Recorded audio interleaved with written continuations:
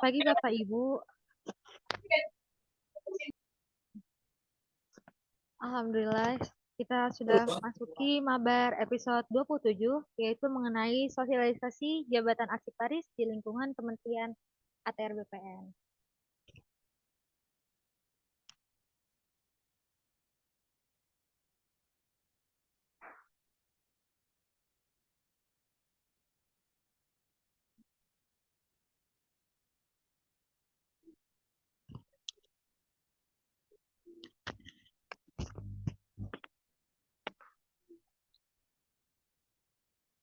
Selamat pagi Bapak Ibu, semoga hari ini diliputi kebahagiaan dan sehat selalu. Kembali lagi di rutinitas rutin Rabu kita di Mabar episode 27 ini. Selamat datang dan selamat bergabung kepada Ibu Yuning Tias Kusuma Dewi, SSI sebagai Kepala Subbagian Kearsipan, dan Ibu Enda Sukarni Wiryaningrum, SOS MTRAP sebagai Kepala Subbagian Tata Suratan. Sebelum kita memulai acara ini, kita mau buka opening videonya dulu.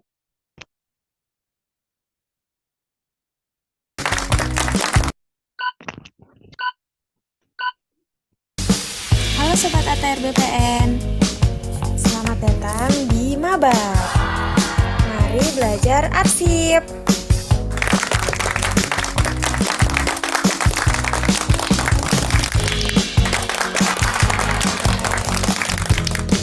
Selamat berpartisipasi dan semoga bermanfaat.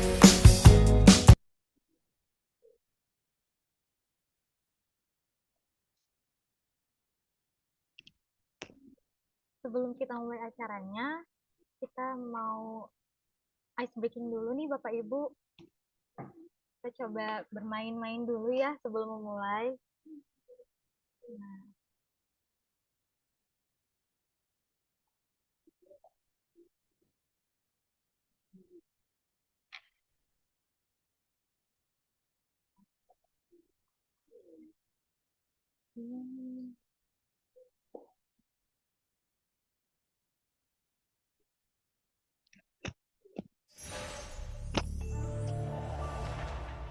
Nah, dicoba nih Bapak Ibu. Ini gambar apa sih di sini? Di sini ada jam setengah. Kira-kira gambar apa ya?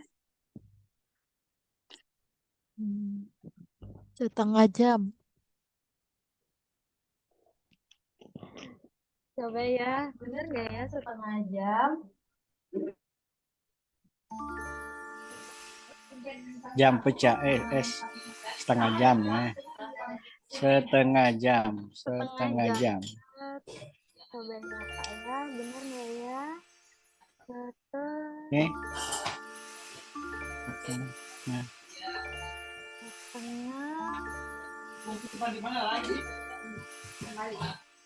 Ya, oh iya betul. Kita lanjut lagi nih. Nah, kalau ini gambar apa nih Bapak Ibu? Gambar binatang. Binatang, coba. Kayaknya dunia hewan. Dari B-nya salah nih, kalau dunia hewan. B. Dunia hewan. Kayak TK kita lagi nih. Ya. Dunia fana. Wah, ada lagi nih dunia fana. Oke, coba kita coba. Iya, dunia fana. Yeay, masa dunia fana? Ya hancur dong. Oke, kita coba lagi nih Bapak Ibu. Ini gambar apa? Apa ini? Apa ini kira-kira ya? Coba deh, aku tebak juga deh. Kura-kura bukan ya? Kura-kura. Kura-kura ternyata apa ya? Penyusutan aset. Penyusutan aset. Coba. Apa hubungannya? Itu penyu, terus ada setan, nggak pakai penyusutan aset. Oh, gitu.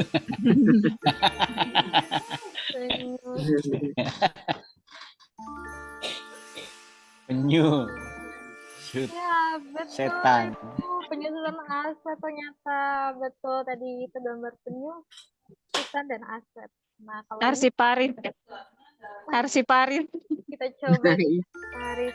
Iya Arsiparis. betul. Arsi Ada Paris. Parisnya. Iya, Arsiparis. Arsiparis. Arsip. Ada Paris. Wah, betul. Yeay, kita menebak semuanya dengan benar. Paris. Lagi. Sudah cukup Bapak sayangnya. Jadi sudah ditunggu nih selama pembicara kita hari ini. Kita kembali lagi ya ke acara inti kita, yaitu yang tadi sosialisasi jabatan Arsiparis. Tapi sebelum itu ada sambutan 1-2 patah kata dari Mbak Wahyuningsi Kusuma Dewi untuk kita semua. Jadi untuk Ibu Wahyuningsi Kusuma Dewi, waktu dan tempat kami persilahkan. Ya, terima kasih Mbak Ana atas kesempatan yang sudah diberikan. Ya, selamat pagi Bapak Mbak Ibu. Tias. Siap Pagi, Bapak. Mbak. Bismillahirrahmanirrahim. Assalamualaikum warahmatullahi wabarakatuh. Salam sejahtera untuk kita Waalaikumsalam semua. warahmatullahi wabarakatuh. Shalom, Om Swastiastu, Namo Buddhaya, salam kebajikan. Yang saya hormati Ibu narasumber kita, Ibu Azizah SSIT, MM, CRMO, CRMP, selaku jabatannya sebagai Kabak Pengembangan Pegawai yang telah hadir di tengah-tengah kita semua untuk menyampaikan materi terkait JF Arsiparis. Izin Bu Kabak, materi hari ini lalu yang masih berkaitan dengan materi sebelumnya Ibu, yaitu materi terkait analis jabatan JF Arsiparis yang telah disampaikan oleh Pak Mangkarima selaku Kabak Organisasi Tata Laksana. Ya, pertama-tama Bapak Ibu mohon maaf, marilah kita panjatkan puji dan syukur kehadiran Tuhan Yang Maha Kuasa, Allah Subhanahu wa taala, karena atas rahmat dan karunia-Nya kita dapat berkumpul kembali Bapak Ibu dalam acara mabar di pagi hari ini. Yang tadi saya sampaikan untuk narasumber kita, jadi sebenarnya masih berkaitan Ibu Nur Aziza dengan materi minggu lalu yang terkait dengan analis jabatan. Harapan kami dengan penjelasan Ibu di pagi hari ini terkait dengan JF Arsiparis, teman-teman yang ingin berpindah jabatan atau yang ingin nantinya yang ingin berkarir sebagai Arsiparis ini menjadi tercerahkan Ibu, karena saat ini kami melihat potensi untuk Arsiparis ini sudah semakin banyak disambut dengan beberapa memang jabatan yang sudah tersedia di ATR BPN sejumlah 3.352. Selanjutnya selamat melaksanakan mabar Bapak Ibu. Mohon maaf karena Bu Kabak hari ini tidak dapat bergabung di tengah-tengah kita semua karena beliau dalam kondisi sakit. Semoga beliau segera diberikan kesehatan. Dan jika ada perkataan kami yang kurang berkenan di hati Bapak Ibu semua, mohon dimaafkan. Billahi taufik wal hidayah. Assalamualaikum warahmatullahi wabarakatuh. Terima kasih, Mbak Ana. Iya, sama-sama Mbak Tia. Waalaikumsalam warahmatullahi wabarakatuh. Nah, untuk selanjutnya kita ke acara inti yang akan disampaikan oleh Ibu Nur Aziza SSIT MM CRMO CRMP dari Kepala Bagian Pengembangan Pegawai. Untuk waktu dan tempat kami persilahkan. Baik, terima kasih Mbak Ana. Suara saya sudah terdengar jelas ya? Jelas sekali Ibu. Oke, alhamdulillah, terima kasih. Assalamualaikum warahmatullahi wabarakatuh. Selamat pagi, salam sejahtera untuk kita semua. Yang saya hormati Mbak Tias, mewakili Bu Kabak ya. Bu Kabak sedang sakit ya. Kemudian teman-teman di bagian kearsipan dan para peserta Zoom mabar Mari Belajar Arsip. Alhamdulillah bertemu dengan saya ya di episode ke-27. Kayak sinetron aja ya. sinetron yang dulu Cinta Fitri itu sampai beratus-ratus episode gitu ya Bapak Ibu ya. Dan alhamdulillah hari ini saya diberikan kesempatan, terima kasih Mbak Tias, untuk bisa berbagi informasi ya Bapak Ibu, berbagi informasi mengenai pengembangan karir di jabatan fungsional Arsiparis. Saya di sini sebagai narasumber bukan berarti saya tahu segalanya ya Bapak Ibu ya, karena memang JF di kementerian kita itu sangat banyak sekali. Saya pun walaupun sudah 4 tahun duduk di bagian pengembangan, saya juga masih ada kekurangan lah mengenai beberapa informasi mengenai jabatan fungsional. Dan hari ini mudah-mudahan apa yang saya pahami mengenai jabatan fungsional Arsiparis ini dapat tersampaikan dengan baik dan dapat dipahami secara positif oleh teman-teman dan akan memberikan dampak atau manfaat yang baik terhadap karir teman-teman ke depannya. Izin saya share screen dulu ya.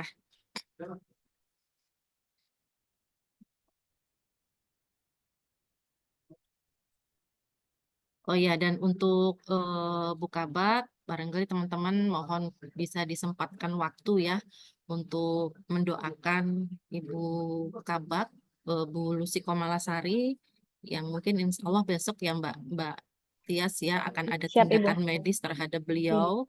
Kita doakan semoga prosesnya berjalan dengan lancar dan Amin, amin, ya rabbal hasilnya alamin. membawa kesembuhan sebagai takdir yang terbaik untuk Ibu Lucy Komalasari. Baik, saya lanjut ya teman-teman ya terkait dengan pengembangan karir di jabatan fungsional Arsiparis. Mungkin teman-teman sudah mengetahui ya, ini sudah periode akhir ya kepemimpinan Bapak Presiden Joko Widodo yang di tahun 2019 amanat beliau di dalam pidato sambutannya ketika terpilih sebagai Presiden Republik Indonesia ada beberapa program yang beliau usung ya untuk mensukseskan kepemimpinan beliau selama menjadi Presiden Republik Indonesia. Banyak kita rasakan pembangunan infrastruktur ya dari Sabang sampai Merauke, bagaimana peningkatan pembangunan infrastruktur khususnya di Kalimantan Timur ya yang akan menjadi ibu kota negara kita yang baru. Itu saya yakin sudah dirasakan oleh teman-teman semua. Kemudian bagaimana simplifikasi regulasi ya, adanya Omnibus Law, Undang-Undang Cipta Kerja juga sudah diterbitkan dan itu sudah kita rasakan semua teman-teman. Lalu mengenai pembangunan sumber daya manusia pun seperti itu ya, adanya penyederhanaan birokrasi di mana kita juga sudah melaksanakan di tahun 2020 ya, ada penyetaraan jabatan yang tadinya eselon 5 ada di daerah, sekarang dipangkas semua tidak ada. Jadi hanya mengenal 2 layer saja ya. Kemudian perubahan peningkatan perekonomian di kita pun juga naik turunnya juga sangat terasa sekali ya. Sangat terasa sekali ini sebagai salah satu dampak dari proses transisi atau perubahan ya yang sebelumnya tidak ada menjadi ada. Nah, kemudian di 5 tahun terakhir ini pun kita sangat terasa sekali dihadapkan dengan kondisi yang serba tidak pasti ya Bapak Ibu, mungkin mengenal VUCA ya,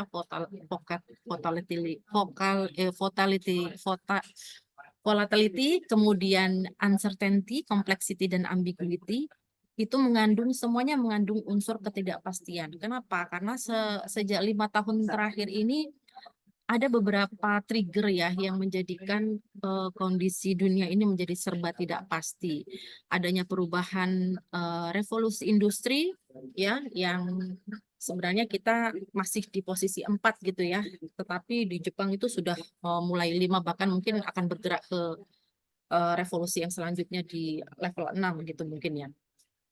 Nah, kemudian banyaknya generasi-generasi milenial yang sudah mengambil peran baik di korporasi maupun lembaga pemerintahan, juga adanya pandemi COVID yang kita alami di tahun 2019 itu memberikan dampak transformasi yang luar biasa, khususnya dalam hal transformasi digital. Ya, sampai hari ini kita melakukan mabar pun itu juga merupakan dampak dari adanya pandemi COVID, tetapi dampak yang positif ya Bapak Ibu ya.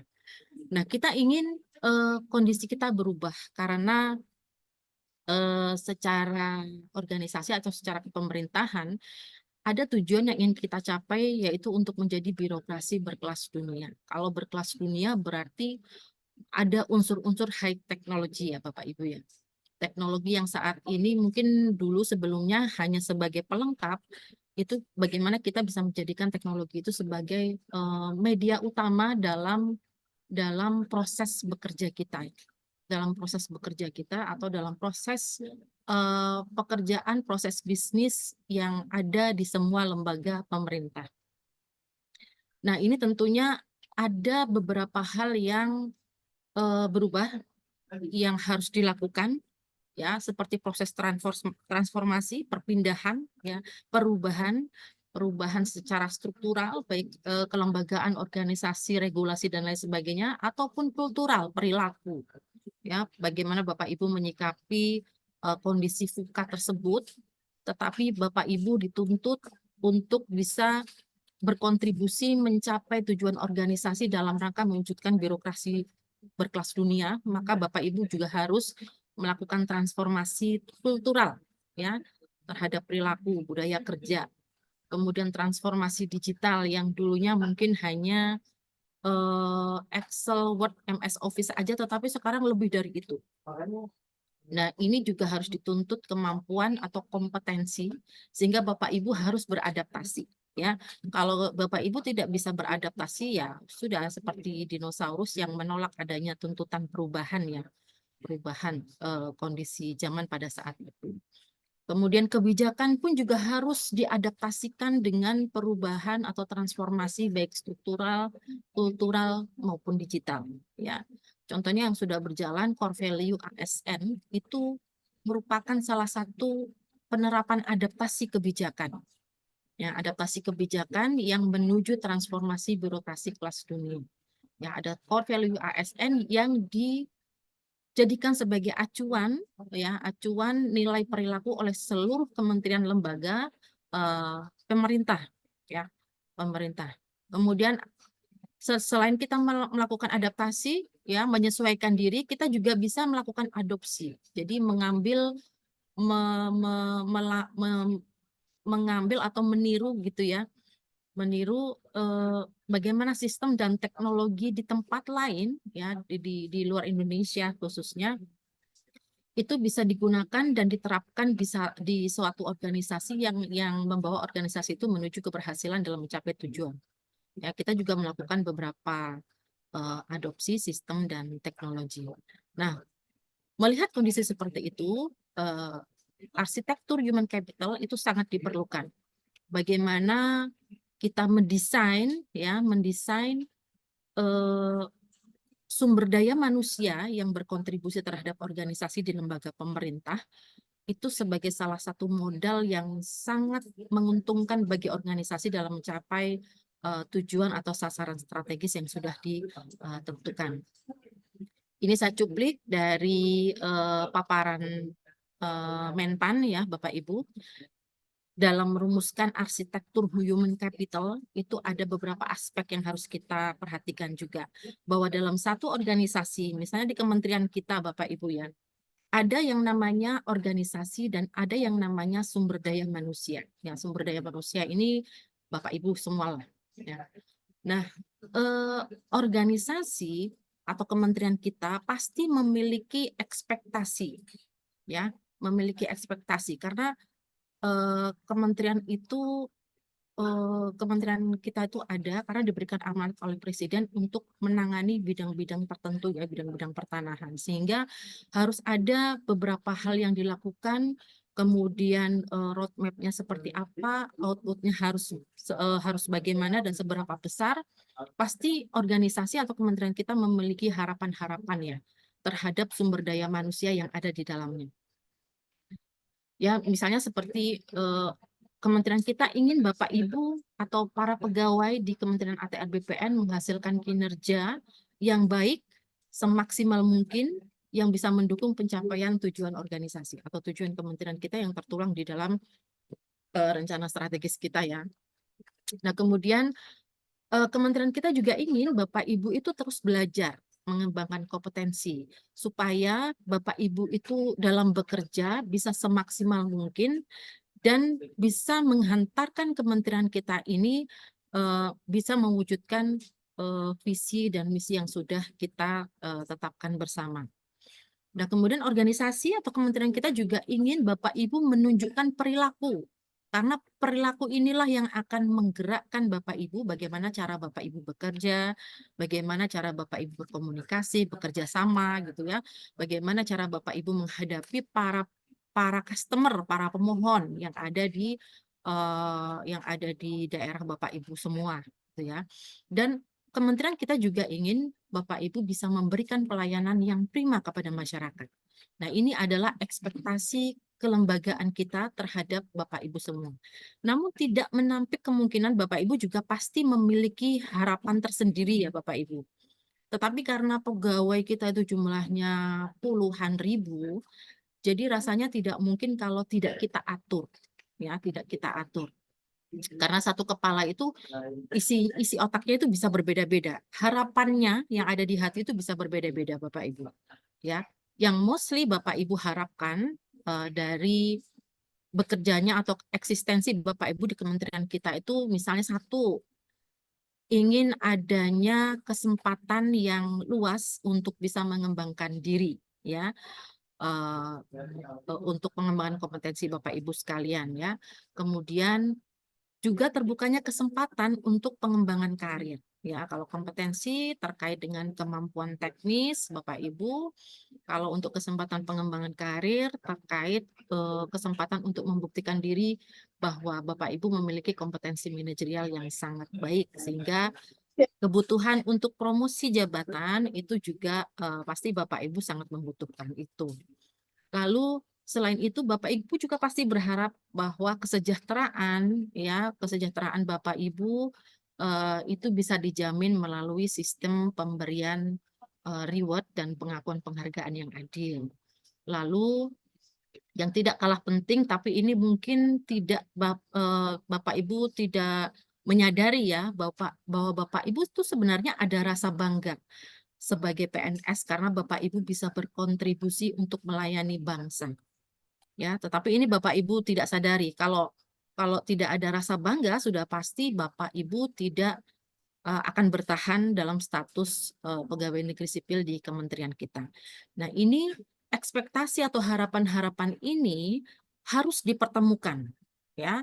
Organisasi harapannya levelnya paling tinggi gitu ya, di sampai 10 gitu. Tetapi ekspektasi talent itu berbeda ternyata, berbeda aspek dan levelnya 10 juga. Jadi untuk menyambungkan ini perlu adanya Employee Value Proposition atau EVP ya.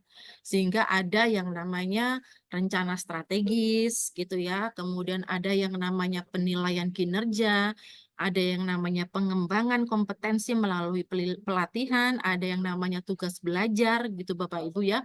Kemudian ada juga penilaian perilaku.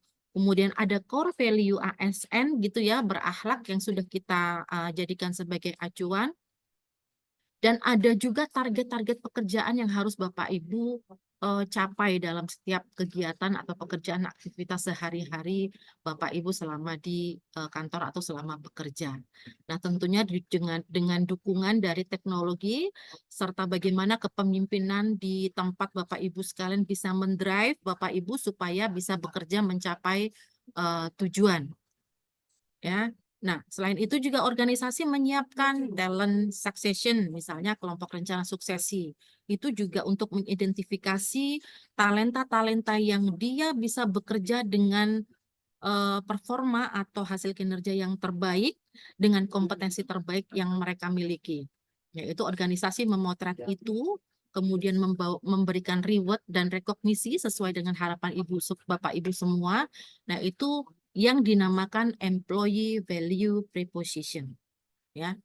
Nah, di Kementerian PAN sudah menetapkan strategi, ada 6 strategi untuk percepatan transformasi ASDMA. Ya, kita kan harus berubah ya Bapak Ibu ya.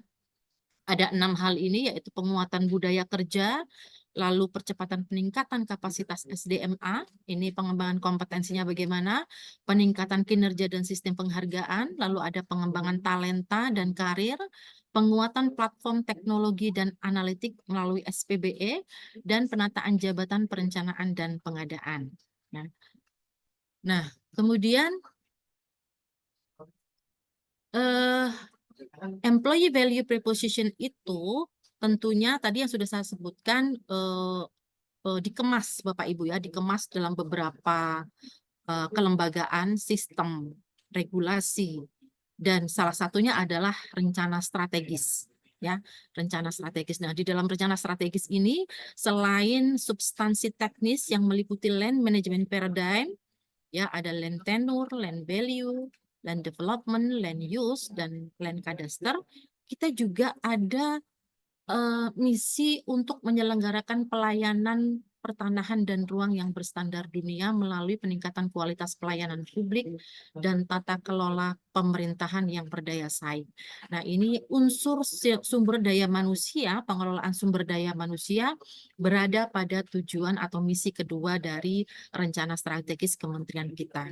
Nah, di mana posisi Biro Organisasi dan Kepegawaian serta Pusat Pengembangan Sumber Daya Manusia yang dibantu oleh bagian tata usaha serta sub bagian tata usaha ini juga melakukan beberapa hal yang terkait dengan pencapaian indikator kinerja utama dari sasaran strategis untuk mewujudkan tata kelola kelembagaan yang kompetitif dan berstandar pemerintahan baik dari aspek manajemen operasional maupun aspek pengendalian internal. Nah, Bapak Ibu kalau nanti membuka Renstra kembali, coba dilihat kontribusi dari sumber daya manusia ini, pengelolaan SDM ini ada di bagian mana, gitu ya. Lalu sedikit saya sampaikan mengenai jabatan ASN ya, bahwa undang-undang kita yang lama, Undang-Undang Nomor 5 Tahun 2014 ini sudah ada revisi barunya, ada peraturan barunya, yaitu Undang-Undang Nomor 20 Tahun 2023 tentang ASN. Namun undang-undang ini sampai dengan saat ini belum ada turunannya. Tetapi tidak mengapa karena kita masih melaksanakan sesuai dengan undang-undang ini yang kita sesuaikan dengan peraturan PP 11 tahun 2017 beserta peraturan penggantinya. Yang berubah salah satunya adalah jenis jabatan Bapak Ibu. Kalau dulu di undang-undang yang lama jabatan kita ada 3 ya. JPT, jabatan administrasi, dan jabatan fungsional. Nah, di undang-undang yang terbaru ini kita ada 2 jenis jabatan, yaitu jabatan manajerial dan jabatan non-manajerial. Jabatan manajerial ini melingkupi jabatan-jabatan struktural ya Bapak Ibu ya, karena di jabatan struktural itu ada kemampuan untuk mengelola sumber daya ya, yang namanya disebut kemampuan manajerial. Ya, bagaimana para pejabat struktural ya baik tingkat dasar, menengah maupun tinggi ini mengelola sumber daya yang ada di bawah kewenangannya untuk bisa mencapai tujuan yang ditetapkan di dalam sasaran strategis masing-masing kelembagaan. Nah, di jabatan manajerial ini ada jabatan pengawas yang kita sebut sebagai jabatan tingkat dasar. Jadi jabatan pengawas walaupun dalam penyederhanaan birokrasi sampai dengan saat ini masih ada ya Bapak Ibu ya. Kemudian tingkat menengah yaitu jabatan administrator, dan yang tingkat tinggi itu adalah pratama, madya, dan utama. Nah, kemudian untuk jabatan non-manajerial ini yang tidak memerlukan kemampuan atau kompetensi manajerial yang sangat tinggi, yaitu jabatan pelaksana dan fungsional. Jadi untuk jabatan fungsional dan pelaksana ini yang diperlukan kompetensinya yang lebih tinggi adalah kompetensi teknis ya Bapak Ibu. Ini meliputi PNS maupun P3K. Ya, walaupun mungkin untuk saat ini kebijakan mengenai P3K untuk duduk di dalam jabatan struktural itu masih belum bisa diterapkan ya. Masih belum bisa diterapkan. Nah, kemudian Di ASN ini Bapak Ibu di Permenpan 22 tahun 2022 kalau nggak salah ya. Mengenai manajemen karir ini kita mengenal ada tiga jenis pola karir ya bagi yang diberlakukan bagi ASN. Jadi ASN itu meliputi P3K dan PNS ya Bapak Ibu ya. Nah, jabatan pola karir ini ada yang bentuknya mendatar ya. Jadi mendatar namanya horizontal, kemudian ada juga yang naik vertikal ya. Ada juga yang cross section gitu ya. Itu diagonal. Kalau contoh penerapannya pola karir itu untuk yang horizontal adalah proses mutasi dari misalnya eh, jabatan fungsional, ada jabatan fungsional ya Bapak Ibu, jabatan fungsional ahli muda itu diangkat ke dalam jabatan struktural pengawas. Nah, itu bisa disebut sebagai jabatan pola karir horizontal karena kedudukannya setara. Kedudukannya setara. Nah, kalau di sini eh, pola karir JPT utama, Madya dan Pratama, kalau pola karir horizontalnya itu bisa beralih ke JF dengan jenjang ahli utama. Ya.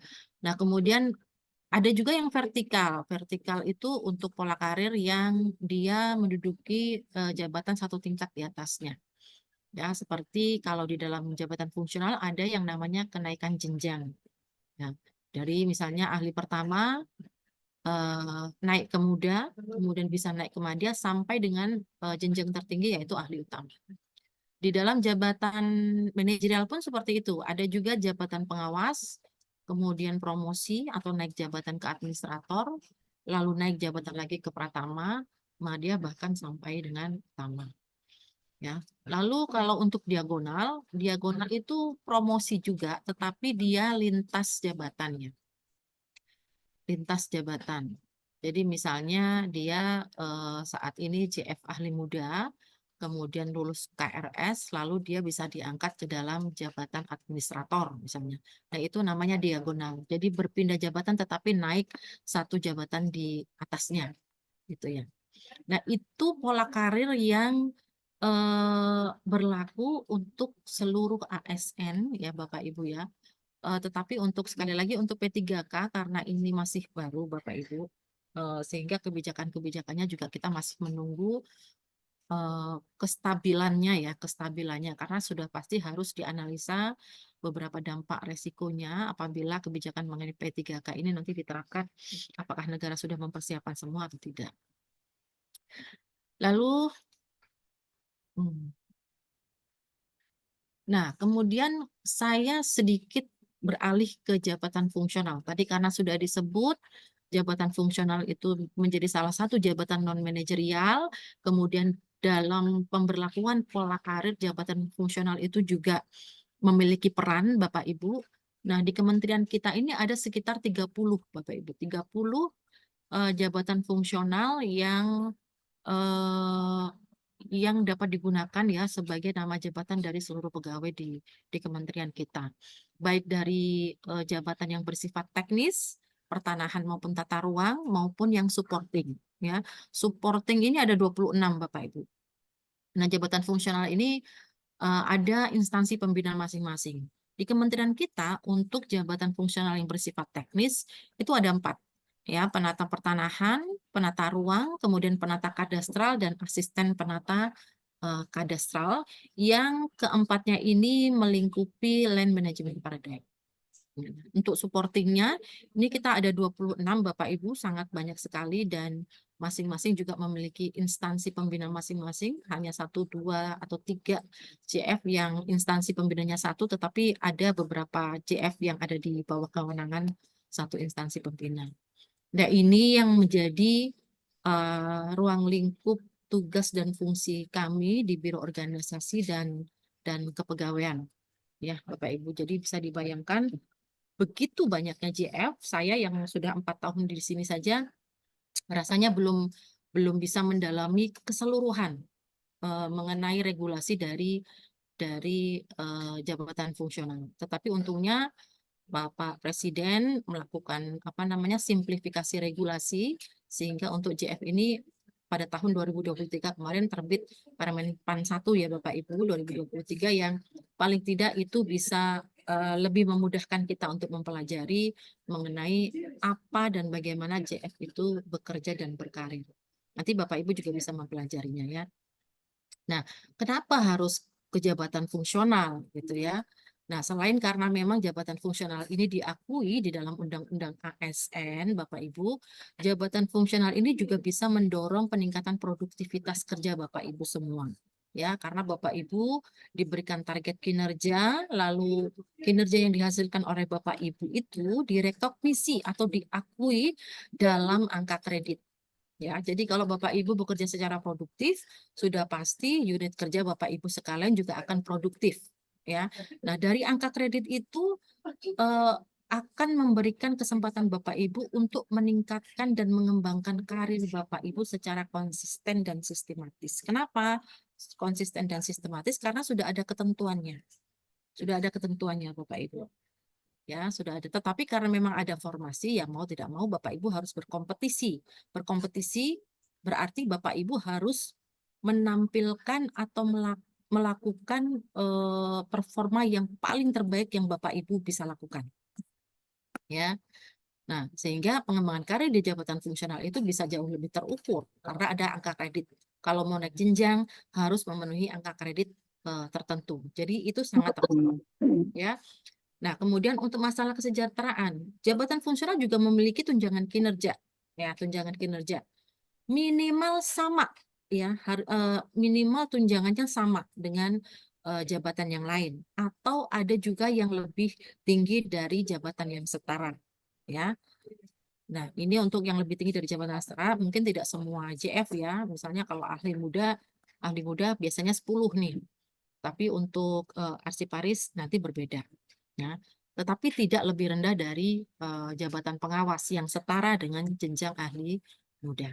Nah, dari sisi kesejahteraan juga jabatan fungsional sangat menjanjikan juga ya Bapak Ibu ya, dan sangat menarik lah.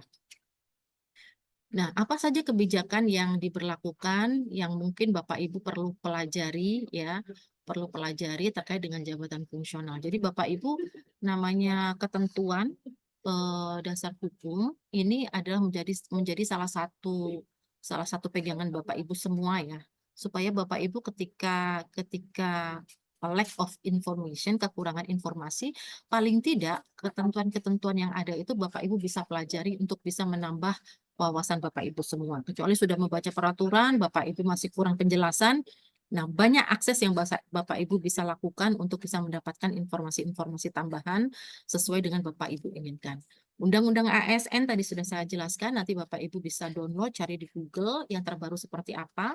Walaupun kebijakannya masih makro, tapi paling tidak kita sudah ada gambaran ya mengenai pengelolaan ASN ke depan nanti seperti apa.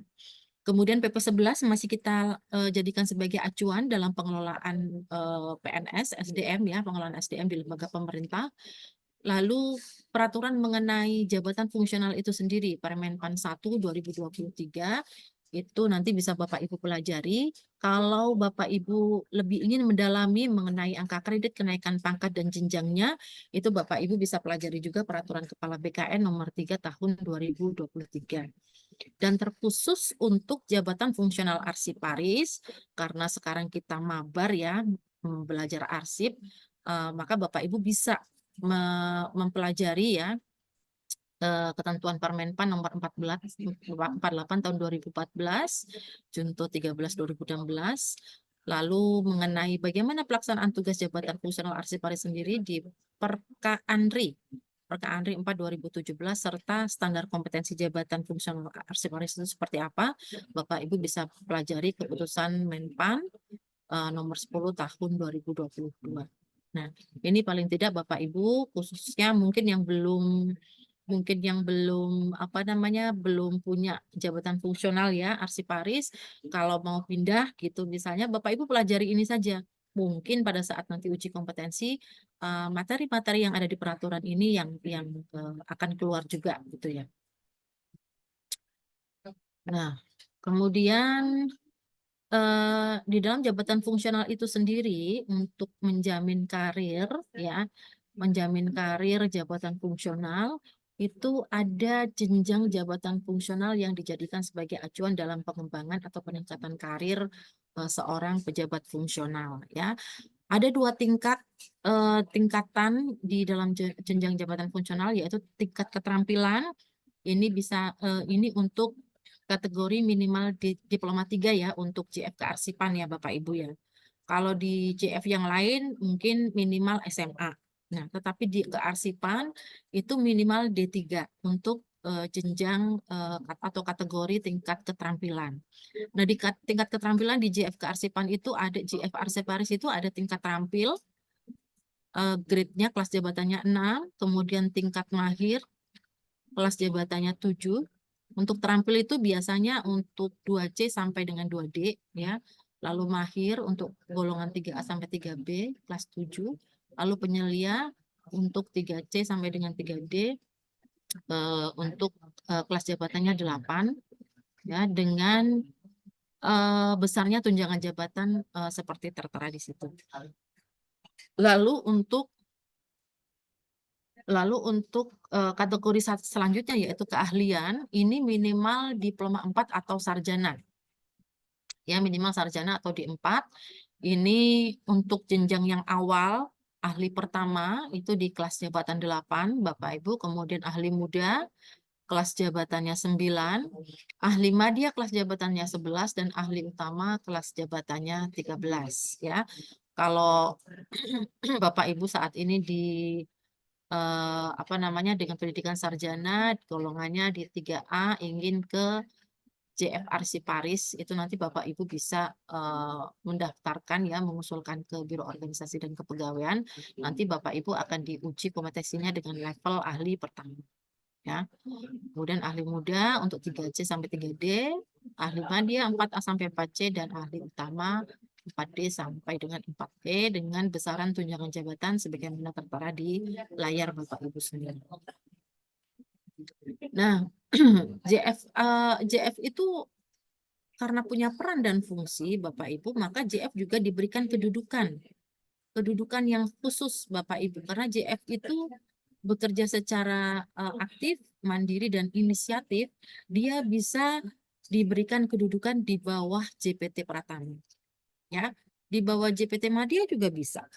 Ya, selama pembagian peran dan tugasnya jelas dan outputnya berkontribusi langsung kepada siapa, maka yang bersangkutan bisa di bawah langsung di bawah JPT Pratama.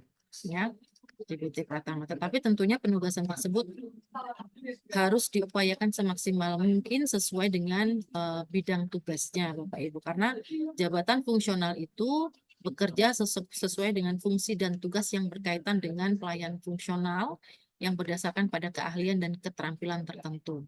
Kalau JF Arsiparis ya berarti berdasarkan melakukan pelayanan fungsional berdasarkan keterampilan atau keahlian di bidang kearsipan. Ya. Kemudian setiap jabatan Bapak Ibu itu memiliki kompetensi, dan masing-masing jabatan itu ada level kompetensi. Nah, kompetensi jabatan sesuai Permen-Pan 38 2017 ya, 2019 itu ada 5 level kompetensi jabatan. Mungkin kemarin disinggung sekilas ya dengan Pak Makarima, saya tidak mengikuti ya, mudah-mudahan sudah ada sedikit penjelasan dari Pak Makarima. Nah, di level 1 ini adalah level basic Bapak Ibu. Biasanya kalau untuk jabatan fungsional itu di jabatan fungsional terampil ya, dan jabatan pelaksana, staf-staf gitu ya, analis TU, analis SPP, kemudian analis pertanahan, itu jabatan pelaksana berada di level 1. Jadi kalau namanya level 1 tuh ya dia baru paham aja, baru ngerti aja, udah sampai sebatas itu saja. Belum sampai dengan level yang sangat jauh.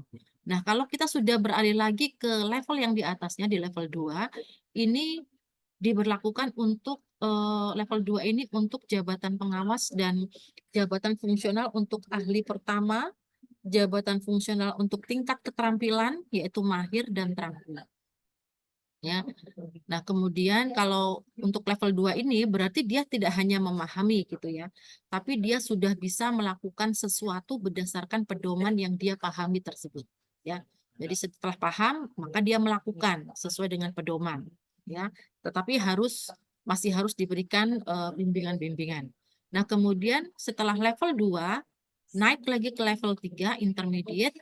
Ini level 3 ini berlaku untuk jabatan administrator, ya. Untuk jabatan fungsional berlaku bagi JF ahli muda untuk tingkat keahlian, dan untuk tingkat keterampilan berlaku bagi JF penyelian. Nah, jabatan administrator ini apa namanya, malah lebih rendah ya Bapak Ibu ya daripada JF ahli muda. Padahal ahli muda ini setara dengan jabatan pengawas. Tetapi dalam hal level kompetensi, dia harus satu tingkat lebih tinggi dari jabatan pengawas. Malah setara dengan jabatan administrator, ya. Kemudian di jabatan di level 3 ini tentunya sudah lebih tinggi daripada level 2. Jadi dia tidak hanya menerapkan, tapi dia juga ada indikator why-nya ya. Kenapa ini harus dilakukan, ya? Kenapa ini harus dilakukan? Dia harus mencari informasi, data terkait hal tersebut. Ya. Kemudian naik lagi ke level 4 yaitu advance. Ini berlaku untuk level bagi JPT Pratama untuk jabatan pimpinan tinggi, ya, jabatan strukturalnya. Kemudian untuk JF-nya yaitu ahli madya. Nah, kalau sudah di level 4 ini tidak sekedar menganalisis tetapi juga mereview, ya, setelah dilakukan apa yang harus diperbaiki, ya, apa yang harus diperbaiki, bahkan memberikan perintah-perintah atau arahan yang itu sudah mulai ada apa namanya, improvisasi ya atau modifikasi dari kemampuan yang dimiliki oleh pejabat tersebut. Nah, naik lagi di paling tinggi level 5 atau expert itu berlaku untuk JPT Madya, kita di eselon 1, dan JF ahli utama. Ini di level 5. Jadi kemampuannya sudah lebih dari level 4, tidak hanya sekedar memperbaiki tetapi juga mengembangkan, memunculkan suatu teori yang baru gitu ya, atau ada inovasi-inovasi baru. Jadi dia menggabungkan beberapa data-data yang dia miliki dari proses analisis evaluasi, kemudian dia menciptakan satu sistem baru, inovasi baru, atau teori kajian kebijakan yang baru. Itu untuk level expert. Nah, ini level kompetensi ini Bapak Ibu digunakan oleh teman-teman PPSDM dalam melakukan penilaian kompetensi Bapak Ibu sekalian. Ya, jadi untuk teman-teman di BPSDM sendiri juga untuk melakukan penilaian kompetensi sampai dengan saat ini masih melakukan pemetaan kompetensi berdasarkan jabatan Bapak Ibu saat ini. Ya, mudah-mudahan ke depan nanti lebih advance lagi, tidak hanya melakukan pemetaan kompetensi, tetapi juga tujuannya untuk pengisian jabatan. Kalau tujuan pengisian jabatan berarti yang dipetakan adalah satu jabatan atau satu level kompetensi yang satu tingkat lebih tinggi, ya, satu tingkat lebih tinggi dari jabatan yang saat ini. Nah, kemudian JF ini Bapak Ibu bagaimana caranya untuk berkarir ke JF? Ya, ada beberapa cara Bapak Ibu, tetapi juga itu harus dilihat kriteria dan kondisinya. Ya, ada pengangkatan pertama ya dari CPNS. Kalau Bapak Ibu kan sekarang nggak mungkin ya, yang ikut pasti sudah PNS semua. Nah, sehingga pengangkatan pertama mungkin nanti tidak akan saya bahas lebih lanjut. Kemudian ada penyesuaian atau impasing ya. Ini berlaku untuk JF yang baru. Nah, JF Arsiparis ini bukan JF baru Bapak Ibu. Ya, sudah JF lama sehingga mekanisme penyesuaian untuk perpindahan jabatan itu saya tidak akan fokus bahas di sini juga. Kemudian promosi ini pengangkatan dari yang saya bilang tadi untuk pola karir diagonal dari struktural atau pelaksana ya ke JF yang satu jenjang atau satu tingkat lebih tinggi. Nah, tetapi ini membutuhkan ketentuan khusus Bapak Ibu karena tidak sembarang orang bisa melakukan promosi. Nah, ketentuan kita ini nanti mungkin kita masih menggunakan ketentuan Permenpan, tetapi mungkin pimpinan membutuhkan ketentuan yang lebih khusus ya, yang disesuaikan dengan kebutuhan yang ada di kementerian kita. Nah, ini promosi tidak akan saya bahas lebih lanjut, tetapi saya akan memfokuskan pada pembahasan mengenai perpindahan mekanisme melalui perpindahan jabatan, ya, yaitu perpindahan antar kelompok JF maupun antar kelompok jabatan, ya, dari JPT maupun jabatan administrator, jabatan pengawas maupun jabatan pelaksana. Nah, mengenai arsiparis ini sendiri, Bapak Ibu, tadi di dasar hukum sudah saya sampaikan, salah satunya yaitu Perka Andri nomor 4 2017. Ada, kalau saya baca nih, saya tidak mendalam secara menyeluruh ya Bapak Ibu, ini mungkin sudah Bapak Ibu pelajari di episode-episode sebelumnya.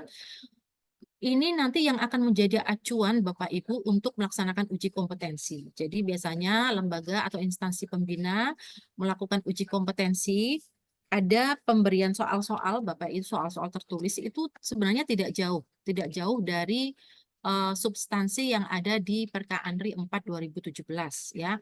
Ada pengelolaan arsip dinamis, arsip statis, pembinaan kearsipan, dan pengelolaan penyajian arsip menjadi informasi.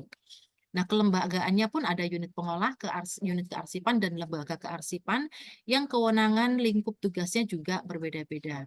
Kalau untuk lembaga kearsipan ini adalah ANRI ya, sehingga semua lingkup arsiparis yang ini meliputi PAD, PAS, pembinaan kearsipan, dan PAPAM ini semua menjadi ruang lingkup tugas kewenangan dari lembaga kearsipan.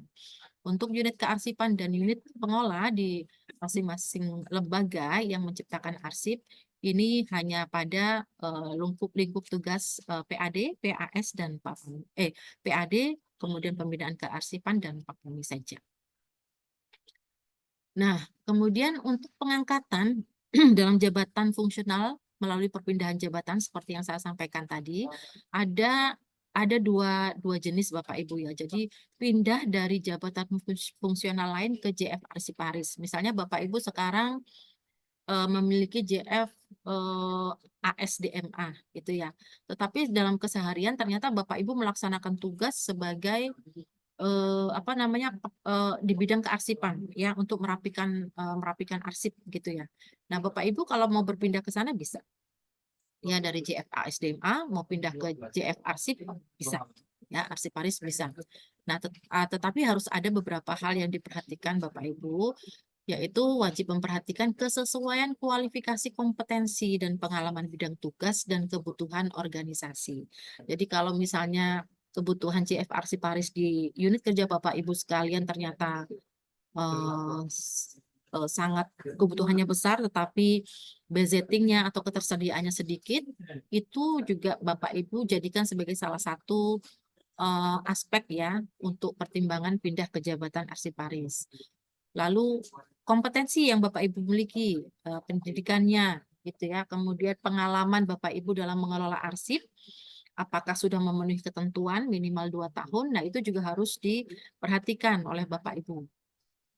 Nah, kemudian perpindahan JF ya, karena ini perpindahan dari jabatan fungsional 1 ke jabatan arsiparis, maka jika Bapak Ibu merupakan JF ASDMA ahli pertama, nanti akan dilakukan uji kompetensi ya untuk dipindahkan ke JF arsiparis ahli pertama juga. Ya, nah usianya paling tinggi adalah 1 tahun sebelum BUP jabatan yang akan diduduki. Misalnya JF arsiparis ahli pertama itu kan BUP-nya 58 ya Bapak Ibu. Kemudian Bapak Ibu di JF ASDMA ini usia Bapak Ibu sudah 56 tahun. Nah, itu secara ketentuan Bapak Ibu masih bisa memungkinkan untuk pindah ke JF arsiparis ya. Tetapi usia 1 tahun sebelum BUP itu adalah pengangkatannya. Ya, pengangkatannya. Sedangkan prosesnya karena masih panjang, sehingga Bapak Ibu upayakan 1 tahun atau 2 tahun sebelum BUP, Bapak Ibu sudah melakukan pengusulan. Karena akan ada banyak proses yang harus Bapak Ibu lalui. Dari proses verifikasi di Kanwil, proses verifikasi di Biro Orkot, kemudian apa namanya, verifikasi di instansi pembina, lalu pemanggilan ujian kompetensi yang mungkin jadwalnya tidak sewaktu-waktu Bapak Ibu. Jadwalnya itu bisa bisa jadi ada yang 1 tahun sekali, setahun 2 kali, tergantung dari keleluasaan dari instansi pembina ya. Nah, sehingga proses inilah yang kita ingin 1 tahun sebelumnya Bapak Ibu sudah harus mengusulkan itu sebelum Bapak Ibu diangkat. Ya. Nah, sedangkan untuk JF ahli utama, karena usia pensiunnya itu 65, maka sesuai ketentuan untuk JF ahli utama di bidang lain, misalnya JF ahli utama penata ruang, ingin pindah ke arsiparis, maka dia batas usia maksimalnya 63 tahun harus sudah diangkat ke dalam JF arsiparis. Sehingga ya usia 62 diusulkan, gitu ya, diusulkan melalui proses verifikasi, uji kompetensi, baru kalau setelah lolos 63 diangkat ke dalam JF ahli utama. Itu untuk ahli utama.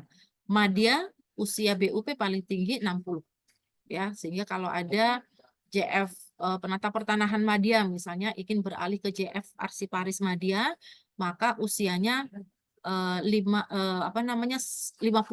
itu sudah harus mengusulkan, sehingga 59 itu bisa langsung diangkat ke dalam JF arsiparis. Jadi 1 tahun sebelum masa BUP itu sudah harus diangkat ke dalam JF arsiparis. Nah, kemudian jenis selanjutnya, kategori selanjutnya yaitu perpindahan dari jabatan administrasi, jabatan struktural, jabatan pelaksana ya Bapak Ibu. Nah, ini dilaksanakan bagi JBT utama yang akan pindah ke JF arsiparis ahli utama. Kemudian pejabat administrator ke JF arsiparis ahli madya, pengawas ke JF arsiparis ahli muda, lalu pelaksana bisa ke ahli pertama atau keterampilan sesuai dengan tingkat pendidikan dan golongannya. Nah, usia paling tinggi Bapak Ibu untuk yang bukan JF mau pindah ke JF arsiparis, untuk level ahli pertama atau ahli muda atau terampil juga ini kan 53 tahun itu harus sudah diangkat. Sehingga proses pengusulannya paling tidak Bapak Ibu di usia 52 tahun itu harus sudah diusulkan ya. Karena kita butuh waktu proses untuk verifikasi, uji kompetensi gitu ya, dan pembuatan SK pengangkatan ke JF arsiparis. Lalu untuk ahli madya usia paling tinggi 55 tahun. Jadi usia 54 Bapak Ibu harus sudah diusulkan ke kami, ke Biro Orpek ya Bapak Ibu. Lalu untuk ahli utama paling tinggi 60 tahun, sehingga paling tidak usia 59 Bapak Ibu sudah harus mengusulkan. Ya. Kemudian syarat dan ketentuan perpindahan jabatan ke dalam JF arsiparis. Ini yang pertama harus memperhatikan ketersediaan lowongan kebutuhan. Ini yang dinamakan formasi jabatan. Mungkin kemarin sempat disinggung sama Pak Makarima mengenai formasi. Nah, ini yang dijadikan sebagai dasar kebutuhan sesuai dengan volume atau beban kerja mengenai pengelolaan arsip di unit kerja Bapak Ibu sekalian ada berapa, itu yang ditetapkan oleh Menpan sebagai formasi kebutuhan JF arsiparis. Ya, kemudian status pasti harus PNS, integritas, moralitas juga harus baik ya, karena ini peningkatan karirnya pasti dan terukur Bapak Ibu. Lalu sehat jasmani dan rohani. Ya, sehat jasmani dan rohani. Karena kalau tidak sehat jasmani dan rohani tidak bisa berkinerja, maka Bapak Ibu tidak bisa mencapai predikat kinerja sesuai dengan ekspektasi pimpinan. Kalau tidak mencapai predikat kinerja, berarti angka kredit yang akan terkumpul tidak akan bisa mempercepat peningkatan kenaikan pangkat Bapak Ibu semua. Ya. Nah, kemudian berijazah diploma 3 minimal untuk keterampilan, sarjana atau diploma 4 minimal untuk keahlian, bidang kearsipan atau bidang ilmu lain yang ditentukan oleh instansi pembina di dalam standar kompetensi jabatan fungsional arsiparis. Pangkat golongan paling rendah pengatur 2C, tadi sudah saya sampaikan untuk kategori keterampilan, dan penata muda 3A untuk kategori keahlian.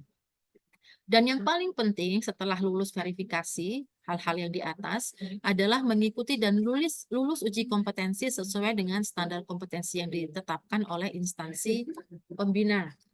Ya, Bapak Ibu kalau sudah pengalaman 2 tahun, pangkat golongan mencukupi, kemudian sarjana juga, integritas baik, status PNS formasi ada, tapi kalau Bapak Ibu tidak lulus, ya Bapak Ibu tidak akan bisa diangkat atau diusulkan untuk diangkat ke dalam JF Arsiparis, ya. Kemudian pengalaman 2 tahun, ya itu juga diperhatikan. Tapi jika ada penataan birokrasi atau kebutuhan strategis organisasi, persyaratan pengalaman itu dapat dipertimbangkan paling singkat 1 tahun. Tapi tentunya kondisi ini juga harus atas persetujuan atau rekomendasi dari Kemenpan RB. Kemudian nilai kinerja paling rendah baik dalam 2 tahun terakhir. Nah, ini predikat kinerja ini Bapak Ibu jangan lupa yang sudah disusun SKP 2023 untuk diunggah ya Bapak Ibu, diunggah ke dalam Simpak, sehingga kalau Bapak Ibu mengusulkan, kami tinggal menarik data aja di Simpak ya, karena SKP Bapak Ibu semuanya sudah terupload di situ. Dan memenuhi syarat maksimal usia. Ya, kalau usianya misalnya seorang jabatan pelaksana usianya 54 gitu ya. PNS integritasnya baik, sehat jasmani rohani, pendidikannya pun mencukupi gitu ya. Lulus uji kompetensi tapi usianya sudah lewat ya, nggak akan bisa diangkat gitu ya ke dalam jabatan fungsional arsiparis. Jadi ini syarat-syarat ini juga saling melengkapi. Nah, kalau sudah lulus mau ikut uji kompetensi, ada syaratnya juga untuk ikut uji kompetensi. Formasi jabatan tersedia, ya. Kemudian mengajukan surat untuk mengikuti uji kompetensi, ya. Nanti dikirimkan ke Biro Orpek dan kita akan koordinasikan dengan Andri untuk jadwal uji kompetensi yang tersedia di sana. Kemudian surat kenyataan memiliki pengalaman di bidang kearsipan minimal 2 tahun, ya, dari unit kepegawaian atau dari CPT Pratama Bapak Ibu masing-masing. Kemudian prestasi kinerja sekurang-kurangnya bernilai baik dalam 2 tahun terakhir. Kemudian sedang menduduki JFT lainnya atau jabatan administrasi lainnya. Ya, kemudian ijazah pendidikan sesuai dengan kategori JFA yang akan diduduki. Dan memiliki STTPP Diklat Pengangkatan Arsiparis bagi arsiparis berijazah bidang ilmu lain. Jadi kayak semacam ada matrikulasinya ya Bapak Ibu ya. Kalau misalnya memang Bapak Ibu pengalamannya 2 tahun, tetapi Bapak Ibu berijazah di luar dari standar kompetensi jabatan arsiparis, Bapak Ibu bisa mengikuti diklat terlebih dahulu. Nah, ini saya sudah sampaikan website untuk layanan diklat kearsipan dari Andri, Bapak Ibu bisa akses di situ. Di situ tersedia informasi jadwal pelatihan dan nama-nama pelatihan yang mungkin Bapak Ibu bisa ikuti ya. Untuk JF maupun di luar JF kearsipan juga bisa. Nah, kemudian usia paling tinggi 52 tahun 6 bulan selain madya, atau 54 tahun 6 bulan untuk madya. Nah, ini yang sudah saya sampaikan tadi sebelumnya ya, mengenai usia. Karena ada proses verifikasi. Ini syarat dari Andri ya, tetapi syarat dari Orpek 6 bulan lebih maju nih dari ini nih ya, karena masih ada proses verifikasi dari kita, birokrasi, mengirim surat dari Kanta ke Kanwil, Kanwil ke Biro Orpek, Biro Orpek melakukan verifikasi, kemudian koordinasi ya dengan Andri, itu paling tidak kita diberikan space 6 bulan, baru setelah itu kita sampaikan ke Andri. Nah, di dalam uji kompetensi, Bapak Ibu, kalau secara detail kami tidak bisa memberikan informasi ya Bapak Ibu, soalnya itu apa, kisi-kisinya apa, ya saya tidak tahu karena kami bukan instansi pembina dari JF Arsiparis. Tapi Bapak Ibu sebenarnya bisa mempelajari itu di pelaksanaan tugas jabatan Arsiparis yang saya sampaikan tadi Perka Andri 4/2017 ya. Nah, tetapi untuk ada bobot persentase dari uji kompetensi di masing-masing jenjang yang meliputi portofolio, ujian tertulis, makalah, presentasi, wawancara maupun FGD. Ya, nah di 4 jenjang ahli madya, ahli muda, ahli pertama ini hanya meliputi portofolio, ujian tertulis, makalah, presentasi, dan wawancara, ya, dengan persentase bobot penilaian seperti yang tertera di depan. Nah, kalau untuk ahli utama ditambah dengan metode FGD ya, Bapak Ibu ya, FGD di sini. Nah, kemudian terkait dengan angka kredit, ya. Ini untuk gambaran Bapak Ibu yang berminat untuk ke JFRC Paris. Jadi sekarang tidak perlu khawatir Bapak Ibu kekurangan angka kredit karena tidak ada pekerjaan atau karena volume pekerjaan sedikit. Jadi tidak perlu khawatir ya terkait hal tersebut. Jadi Bapak Ibu, angka kredit sekarang itu didasarkan pada capaian predikat kinerja Bapak Ibu semua selama 1 tahun atau selama periode tertentu. Ya, periode tertentu sesuai dengan hasil penilaian kinerja Bapak Ibu semua. Ya, jadi di sini ada koefisien angka kredit tahunan. Ini adalah koefisien yang akan dijadikan sebagai pengali dari predikat kinerja Bapak Ibu. Apakah sangat baik, baik, cukup, ataupun kurang. Ya. Nah, kemudian kebutuhan angka kredit untuk kenaikan pangkat dan kenaikan jenjang berbeda Bapak Ibu, tetapi untuk kenaikan jenjang ini memperhatikan angka kredit angka kredit kumulatif yang Bapak Ibu hasilkan ya selama Bapak Ibu mengajukan penetapan angka kredit ya ke atasan langsung ya. Jadi misalnya Bapak Ibu ketika posisi di ahli pertama 3A, gitu ya, 3A, kalau Bapak Ibu mau naik pangkat ke 3B, Bapak Ibu harus mengumpulkan angka kredit sebesar 50. Ya. Nah, sementara untuk predikat kinerja yang Bapak Ibu kemungkinan bisa capai sangat baik. Kalau baik itu nanti koefisiennya 12,5 Bapak Ibu. Tapi kalau Bapak Ibu bisa mencapai sangat baik, maka koefisiennya bisa 150% dari 12,5. Ya. Dari 12,5. Nah, ini kemungkinan Bapak Ibu bisa mencapai kurang lebih paling cepat 3 tahun untuk bisa naik pangkat ya. Naik pangkat ke pangkat yang satu pangkat lebih tinggi ya dari yang sebelumnya. Nah, kemudian kalau naik jenjang, misalnya Bapak Ibu sudah di 3B, pengen ke 3C, maka Bapak Ibu harus mengumpulkan angka kredit sebesar 100. Nah, 100 ini bisa diakumulasi dari angka kredit yang Bapak Ibu telah hasilkan ya selama periode pelaksanaan tugas Bapak Ibu pada saat Bapak Ibu di pangkat 3A dan 3B. Nah, ini nanti diakumulasikan jika sampai mencapai 100, minimal 100, maka Bapak Ibu bisa diajukan untuk usulan kenaikan jenjang. Dan untuk naik jenjang pun Bapak Ibu harus melakukan uji kompetensi Bapak Ibu ya. Uji kompetensi itu meliputi uji kompetensi teknis, manajerial, dan sosial kultural. Dengan instrumen uji kompetensi berada pada level jenjang jabatan yang akan dituju. Ya, tadi kan ahli Buddha level kompetensinya itu 3 ya Bapak Ibu, sehingga Bapak Ibu nanti akan diuji dengan instrumen uji kompetensi di level 3. Di level 3. Nah, ini kira-kira cara membaca tabel yang Bapak Ibu bisa pelajari gitu ya. Jadi kalau mau hitung-hitung berapa saya bisa, kalau sangat baik bisa naik pangkat berapa lama nih gitu kan ya. Dan ini pastinya bisa lebih cepat daripada kenaikan pangkat reguler selama Bapak Ibu berkinerja dengan sangat baik. Nah, ketentuan umum terhadap pemberian angka kredit perpindahan ke dalam JF, ini ada beberapa hal yang perlu kami sampaikan. Untuk jabatan administrasi, nanti ketika Bapak Ibu mau pindah ke jabatan dari jabatan administrasi ke jabatan fungsional, Bapak Ibu nanti akan diberikan angka kredit. Jadi ada modal angka kredit.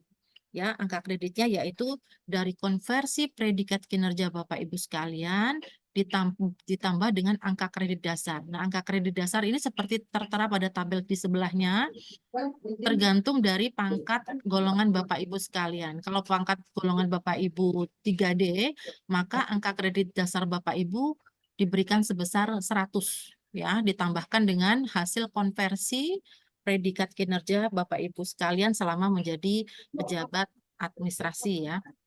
Nah, kemudian apabila ada pejabat administrasi dengan pangkat tertinggi dalam jabatannya dan masa kepangkatan yang lebih dari 3 tahun, maka angka kredit yang akan diberikan adalah konversi predikat kinerja Bapak Ibu sekalian selama 3 tahun plus angka kredit dasar. Ya. Tapi kalau dengan jabatan administrasi dengan pangkat dan golongan yang tidak sesuai dengan jabatannya, misalnya pelaksana tapi golongannya 4A. Itu kan sebenarnya tidak sesuai dengan jabatannya ya Bapak Ibu. Harusnya 4A itu di Madya, tetapi karena dia pelaksana, tapi golongannya 4A, maka angka kredit yang akan diberikan nanti sesuai dengan angka kredit yang ada di tabel perpindahan antar kelompok jabatan pangkat yang tidak sesuai jenjang. Nah, ini ada di Permenpan 1 ya, 2023 ya. Jadi misalnya ada pelaksana, tetapi dia golongan 4A, maka nanti dia akan diberikan angka kredit dasar sebesar 100. Ya, sebesar 100. Nah, kemudian jabatan fungsional ke jabatan fungsional yang lain, termasuk keterampilan ke keahlian, maka dia diberikan angka kredit sesuai dengan angka kredit pada jabatan fungsional sebelumnya. Jadi misalnya Bapak Ibu sekarang di JFA SDMA dengan angka kredit sebesar 50 dan mau pindah ke JFR Siparis, ikut uji kompetensi, lulus, formasi ada, tersedia, usia memenuhi syarat, maka Bapak Ibu kemudian diangkat. Nah, angka kredit yang diberikan ya sebesar 50 sesuai dengan angka kredit sebelumnya yang Bapak Ibu miliki ya di apa namanya? Di jenjang terakhir Bapak Ibu sebagai jabatan fungsional sebelumnya. Angka kredit perpindahan dari jabatan administrasi, ini angka kredit dasar dihitung dan ditetapkan berdasarkan konversi predikat kinerja pada golongan ruang terakhir yang dimiliki dan ditambah dengan angka kredit dasar pada jenjang jabatan fungsional yang akan diduduki. Nah, jika diangkat dalam JFR Siparis melalui perpindahan dari jabatan administrasi, memiliki pangkat golongan ruang di atas golongan ruang jenjang jabatannya dapat dipertimbangkan kenaikan jenjang jabatan fungsional setingkat lebih tinggi paling singkat setelah 1 tahun menduduki jabatannya. Jadi Bapak Ibu kalau misalnya apa namanya selesai tugas belajar, kemudian apa namanya yang tadinya eselon 4 selesai tugas belajar menjadi pelaksana, kemudian Bapak Ibu diangkat ke dalam JF, memiliki JF-nya JF pertama, maka Bapak Ibu akan diberikan modal angka kredit gitu ya dengan angka kredit dasar dan Bapak Ibu bisa diberikan kesempatan 1 tahun apabila angka kredit memenuhi untuk naik jenjang ke golongan ahli muda ya. Jadi seperti itu. Nah, saat ini Bapak Ibu, formasi jabatan fungsional arsiparis, kita secara total ada 3.352. Jadi rekomendasi ANRI itu sudah disetujui semua oleh Menpar RB, tetapi jumlah pejabat saat ini baru 47, jadi baru 1%-nya Bapak Ibu. Jadi sangat memungkinkan sekali Bapak Ibu kalau mau berkarir, cuma memang harus dilihat dulu formasinya, kemudian formasi secara jumlah maupun formasi secara lokasi ya Bapak Ibu ya. Nanti Bapak Ibu kalau memerlukan informasi secara detail bisa menghubungi kami di organisasi dan kepegawaian ya untuk kemungkinan bisa beralih ke JFR Siparis di unit kerja asal atau harus pindah ke unit kerja yang lain. Nah, saya rasa mungkin itu yang bisa saya sampaikan terkait dengan pengembangan karir di JFR Siparis. Mudah-mudahan apa yang saya sampaikan bisa bermanfaat untuk Bapak Ibu semua. Dan sebagai penutup, izin saya memberikan pantun kepada Bapak Ibu, makan ketan dikawal Pak Aris. Karena khawatir direbut Pak Latif. Cakep. Jabatan fungsional namanya Arsiparis. Pilihan karir yang sangat Cakep. prospektif. Cakep ya? Cakep. Cakep ya Bapak Ibu. Bapak Ibu. Kalau gitu satu lagi. Cakep. Maju tak tentar, tak boleh nangis. Cakep. Pribadi kuat, pasti bertahan. Cakep. Segera daftar perpindahan JFR Siparis Pantun. sesuai Cakep. syarat dan ketentuan. Cakep. Demikian yang bisa kami Cakep. sampaikan, Makasih, mudah-mudahan Ibu. bermanfaat. Dan makasih, Bu. waktu kami kembalikan kepada moderator. Assalamualaikum warahmatullahi wabarakatuh. Waalaikumsalam warahmatullahi wabarakatuh. Waalaikumsalam warahmatullahi wabarakatuh. Terima kasih kepada Ibu Nur Aziza atas penjelasannya. Wah, sekarang kita tercerahkan nih. Gimana sih cara kita bisa mengikuti JF Arsiparis ini dan apa syarat yang harus kita penuhi? Nah, untuk selanjutnya dibuka sesi tanya jawab bagi peserta. Silahkan bisa raise hand atau bertanya di kolom chat maksud saya. Silakan jika ada yang ingin bertanya, Bapak Ibu.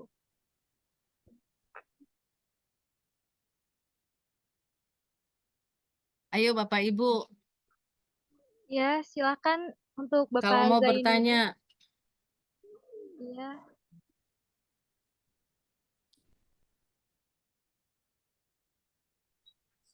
monggo Pak Zainuddin. Halo, Assalamualaikum warahmatullahi wabarakatuh. Terima kasih atas kesempatannya. Eh, saya sementara ini analis TU di Kanta Buol, Provinsi Sulawesi Tengah. Eh, Pernah kita mengusulkan untuk ASI Paris dan berkasnya sudah diajukan kayaknya tahun lalu itu. Karena ada penawaran makanya kita coba usulkan, tapi sampai sekarang belum ada Belum ada kelanjutannya. kabar ya Pak ya? Iya. Iya, iya. Oke. Kemudian saya golongan 3D, kemudian mau pindah ke ASI Paris. Tadi penjelasannya ada saya belum begitu jelas. Ada angka kredit 100 untuk golongan 3D yang sarjana. Iya. Kemudian karena masih status pelaksana, dia harus masuk di usulan kemana nih Mbak? Ya itu. Assalamualaikum warahmatullahi wabarakatuh. Oke, makasih Pak Zainuddin. Ada lagi yang lain?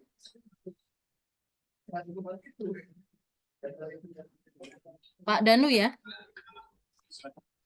Monggo Pak. Iya, silakan untuk Pak Danu. Terima kasih Bu Faba. Izin bertanya Bu. Saya pendengar. Mohon Ya, izin. terdengar.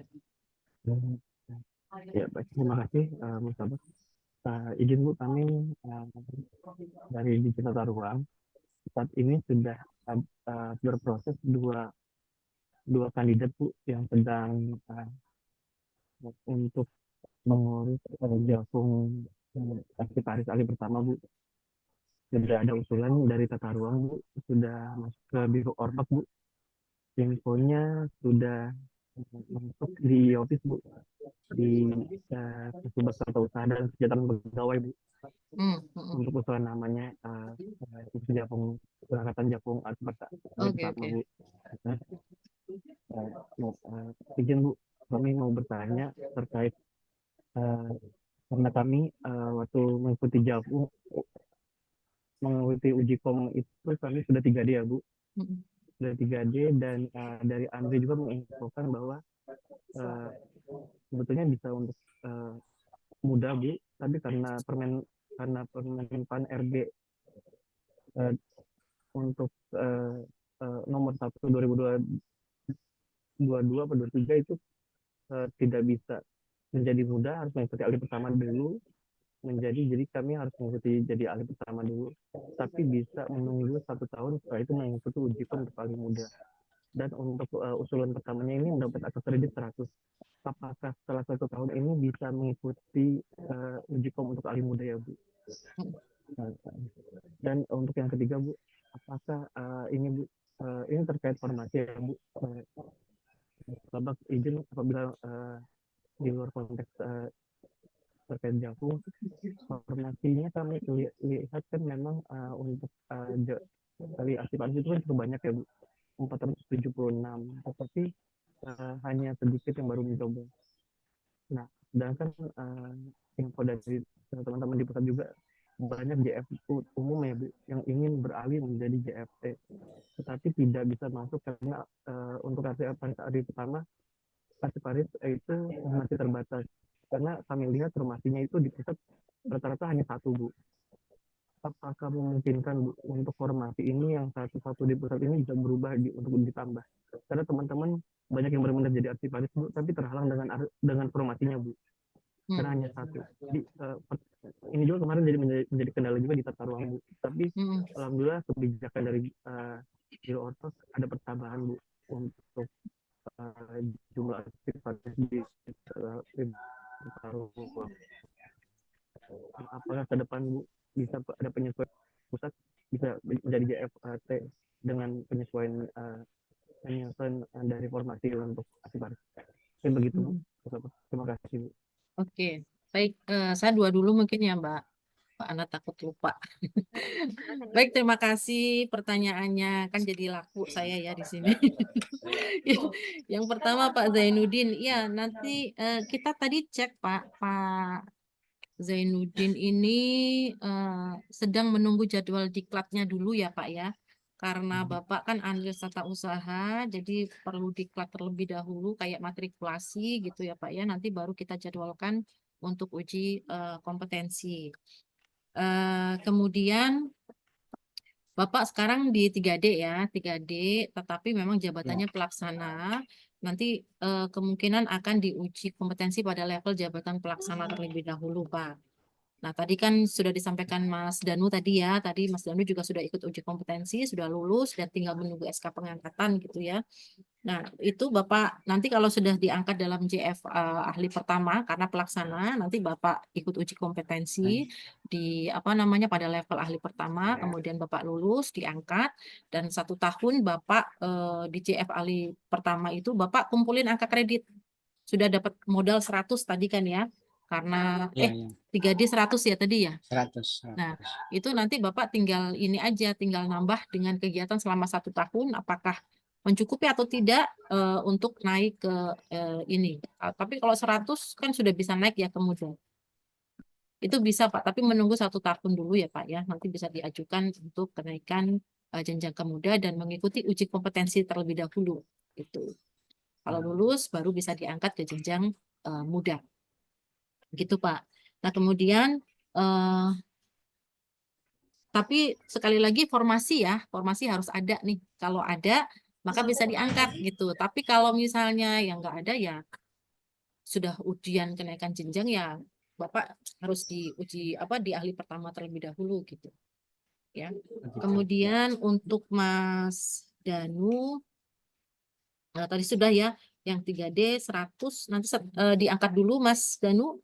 Kemudian 1 tahun di ahli pertama, lalu nanti bisa diajukan ke mudanya ya, sesuai dengan perolehan angka kredit yang memenuhi syarat. Nah, ini sedang proses penerbitan SK-nya. Jadi nanti ditunggu saja. Mudah-mudahan dalam waktu yang tidak terlalu lama bisa diterbitkan SK pengangkatannya. Nah, kalau untuk formasi, nah ini sekali lagi mungkin harus, kemarin mungkin Pak Makarima sudah menyampaikan ya, selain analisis jabatan harusnya juga disampaikan bagaimana menganalisis beban kerja.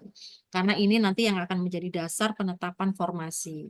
Nah, tetapi ketika kita sudah menghitung, misalnya ada perubahan formasi gitu ya, dihitung, kemudian disampaikan ke Biro Orpek, di mana bagian Ortala yang akan menangani, melakukan verifikasi, nanti diusulkan terlebih dahulu lagi ke instansi pembinanya di ANRI, apakah ANRI setuju dengan beban kerja seperti ini gitu ya, sehingga menghasilkan formasi jabatan sebesar sekian. Kalau setuju nanti dari ANRI akan mengirimkan surat ke kita untuk persetujuan sebagai dasar untuk mengusulkan penetapan persetujuan formasi ke Menpan. Ya, jadi setelah dari ANRI nanti kita usul ke Menpan nih. Kalau Menpan setuju, maka itu nanti bisa kita dijadikan dasar sebagai penetapan formasi yang baru. Ya. Tapi kalau Menpan tidak setuju, ya kita mau tidak mau masih menggunakan formasi yang lama. Ya, walaupun mungkin tidak semua kantor pertanahan mendapatkan formasi JF ahli pertama, gitu ya, karena itu disesuaikan dengan volume pekerjaan sih yang ada di sana. Jadi ya mungkin sementara kalau formulanya tidak terlalu besar, dilaksanakan oleh jabatan pelaksana terlebih dahulu. Tapi karena memang proses transisi kebijakan dari pengelolaan kinerja ya, yang di mana JF itu ada di dalamnya, saya sih sepertinya harusnya memang harus ada perubahan kebijakan yang mengenai penghitungan formasi JF di seluruh Indonesia, karena memang ada perubahan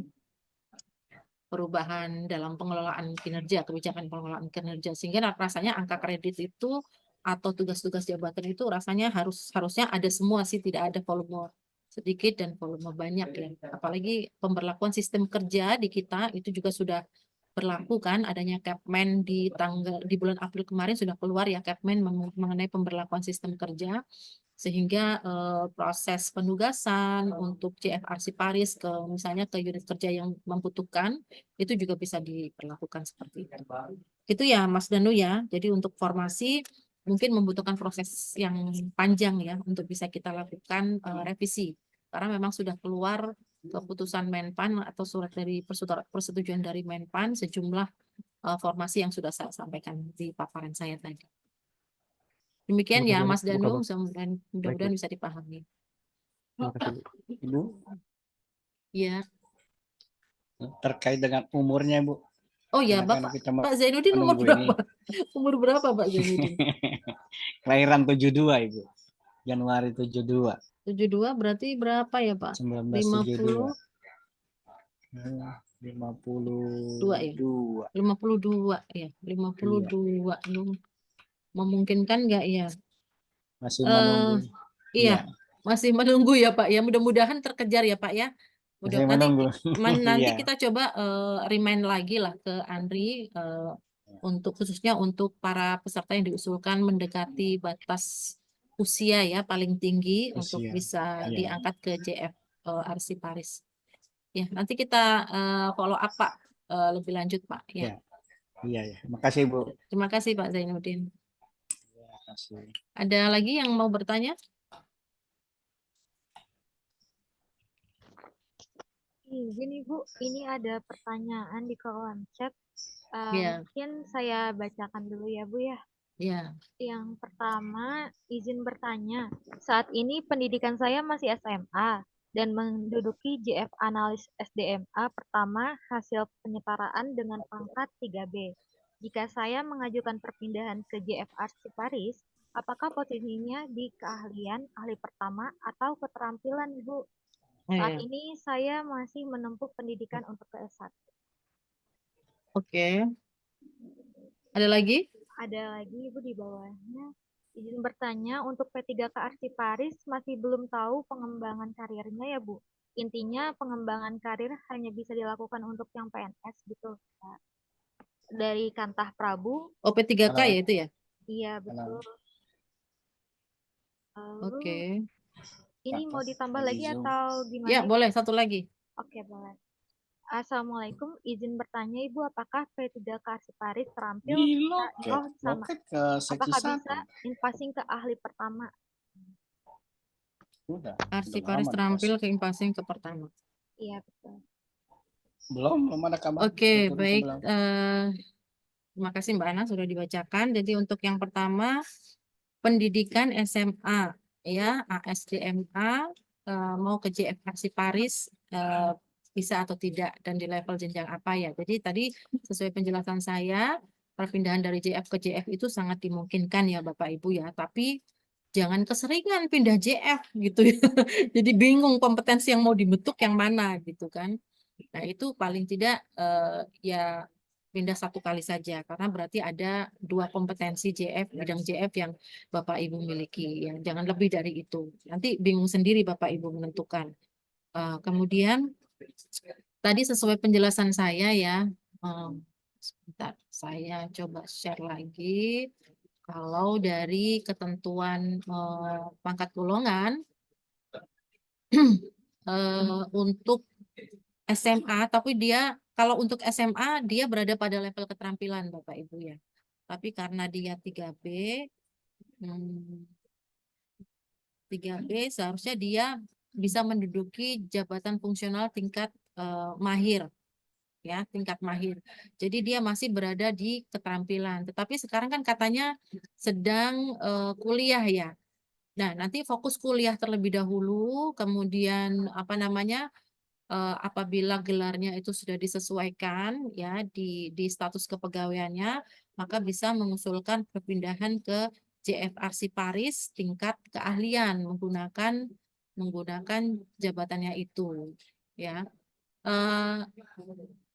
Tapi izin ini kan di sini ada Mbak Anggit ya. Mbak Anggit, kalau angka kreditnya apakah yang terampil itu bisa dipakai ya untuk keahlian ya atau dari nol ya?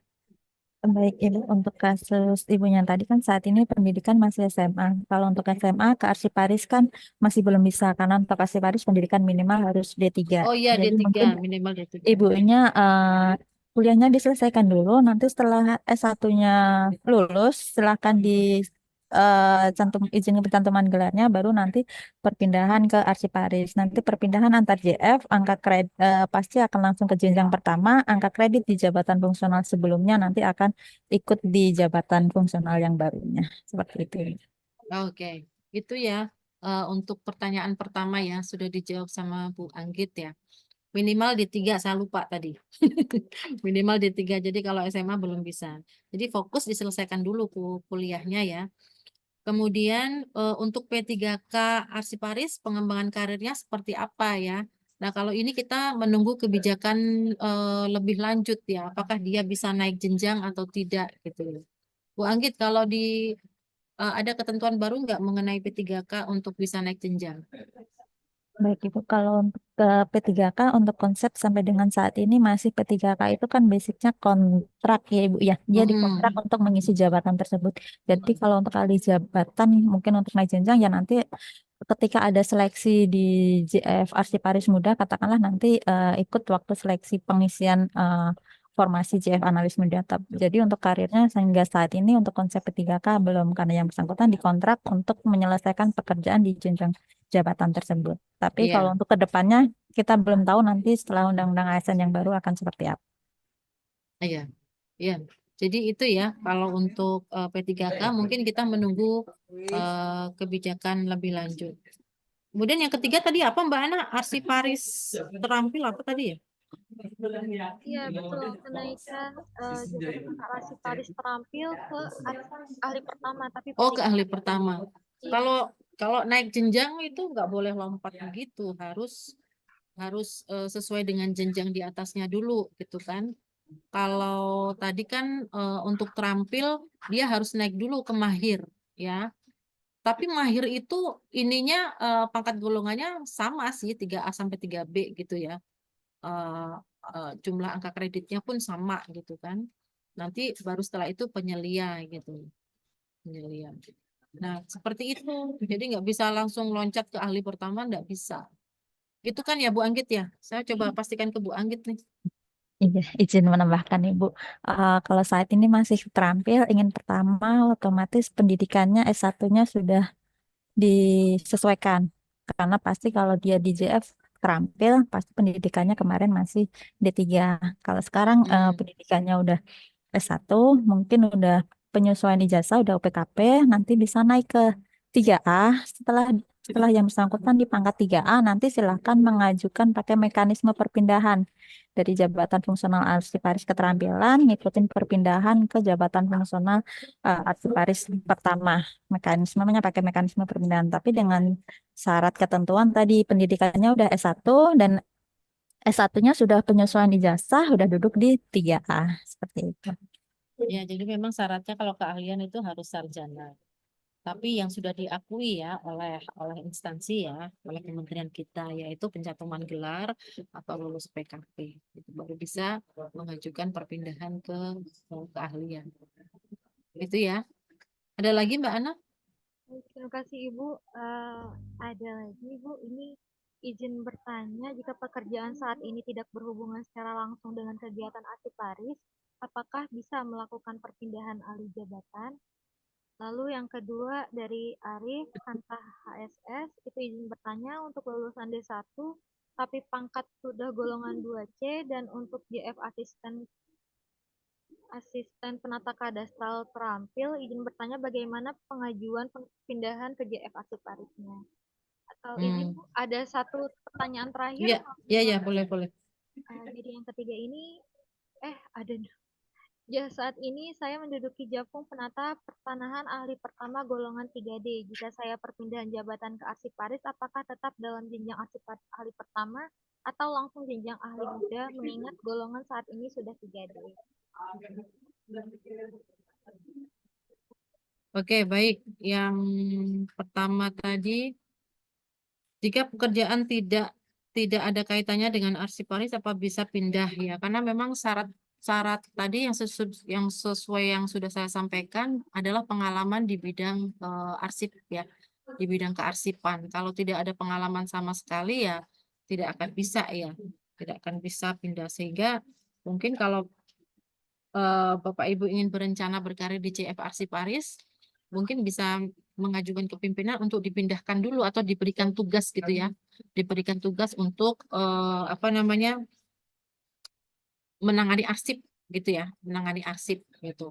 Tapi saya yakin sebenarnya di masing-masing seksi itu ada tugas menangani arsip gitu kan. Cuma sampai seberapa lama Bapak Ibu bisa membuktikan pengalaman itu selama 2 tahun ya menangani arsip. Nah ini cukup ditandatangani oleh JPT Pratama saja. Kalau JPT Pratamanya menyetujui ada pengalaman bidang minimal 2 tahun di bidang kearsipan, maka itu bisa digunakan untuk mengusulkan perpindahan jabatan ke JF Arsiparis. Kemudian lulusan D1 walaupun sudah JF tapi ya tetap belum bisa ya karena Arsiparis minimal D3 tadi seperti yang disampaikan oleh Bu Anggit. Jadi kalau Masnya mau ke Arsiparis, sekolah dulu aja, sekolah dulu lagi yang sesuai dengan standar kompetensi jabatan untuk Arsiparis ya. Bu Anggit, kalau pendidikan untuk kompetensi jabatan Arsiparis apa saja sih? Semua ya? Untuk arsiparis bisa kearsipan tadi tanpa pakai pendidikan dan pelatihan dulu. Untuk pendidikan yang lainnya yang selain kearsipan tadi melalui diklat terlebih dahulu, Ibu. Iya, seperti Pak Zainuddin tadi ya. Pak Zainuddin tadi harus diklat dulu, gitu kan, untuk mendapatkan kompetensi atau membentuk kompetensi arsiparis. Nah, kemudian JFPP pertama 3D, apakah bisa pindah ke JFPP pertama ya? 3D, apakah bisa pindah ke JF Arsiparis, pindah ke pertama atau sesuai dengan pangkat gitu ya? Nah, ini sesuai dengan pangkat ya, Bu Anggit ya? Sesuai dengan jenjangnya ya, yang di JF asal ya. Pertama, kemudian setahun, Bapak Ibu, kan tapi sudah dapat tambahan angka kredit dasar kan ya? Angka kredit itu ya, Bu Anggit ya? Kalau untuk antar JF, angka kredit ataupun jabatannya ngikutin jabatan sebelumnya, Bu. Kalau Oh, sebelumnya ngikutin jabatan jabatan fungsional sebelumnya. pertama, angka kredit berapapun di jabatan fungsional sebelumnya itu nanti semuanya akan dibawa di jabatan yang barunya, di jabatan fungsional yang baru. Berarti pemberlakuan 1 tahun di JF yang pertama itu tidak berlaku ya? Untuk Itu dari perpindahan yang antar dari jabatan. administrasi. Kalau dari jabatan antar jabatan fungsional kan JFPP jabatan fungsional ya, Bu ya. Dari antar jabatan fungsional itu baik jabatannya ataupun angka kreditnya ngikut dari jabatan fungsional sebelumnya. Nah, jadi seperti itu ya, Bapak Ibu ya. Jawabannya. Ada lagi, Mbak Ana? Oh iya Ibu, izin ini ada yang raise hand dari Ibu Wina Pusbang. Ya, Silakan. Mbak Wina. Assalamualaikum warahmatullahi wabarakatuh. Waalaikumsalam. Izin bertanya Bu Inung, Mbak Anggit. Tadi saya juga sempat nanya yang ini di kolom chat terkait yang jika memang tidak berkaitan langsung dengan kearsipan karena memang itu tulisnya ada di TU ya Bu ya, izin. Nah kebetulan saat ini kan saya sudah 4A nih Bu. Nah tapi belum ada jabatan fungsional gitu. Jadi ini lumayan tertarik juga untuk jadi arsiparis itu apakah bisa perpindahan jabatan atau bagaimana? Apa memang harus ada penugasan dulu ke TU dulu atau seperti apa gitu, Bu? Terima kasih. Iya. Coba Bu Anggit, kalau pengalaman bidang kearsipan apa yang bisa dipakai ya? Biasanya kan kalau di TU itu kan ada terkait pengarsipan itu bisa dalam bentuk penugasan saja sih, Bu. Dalam bentuk Kayaknya penugasan baik surat tugas ataupun nanti dalam SKP-nya itu nanti pimpinan yang menyatakan yang bersangkutan memiliki pengalaman 2 tahun. Tapi nanti untuk menunjang agar uji kompetensinya dapat digali ke kemampuan di bidang arsiparisnya mungkin dibanyakin untuk ikut pelatihan terkait teknis arsiparisnya, Ibu. Terkait Iya. teknis pengarsipan dinamis atau sebagainya itu nanti yang akan lebih digali untuk uji kompetensi teknis ini. Iya, karena memang arsip itu kan menyertai setiap kegiatan pekerjaannya yang dilakukan oleh teman-teman. Cuman nggak nyadar kalau itu sebenarnya kegiatan terkait pengarsipan. Tetapi harus dibentuk kompetensinya juga, Mbak Wina.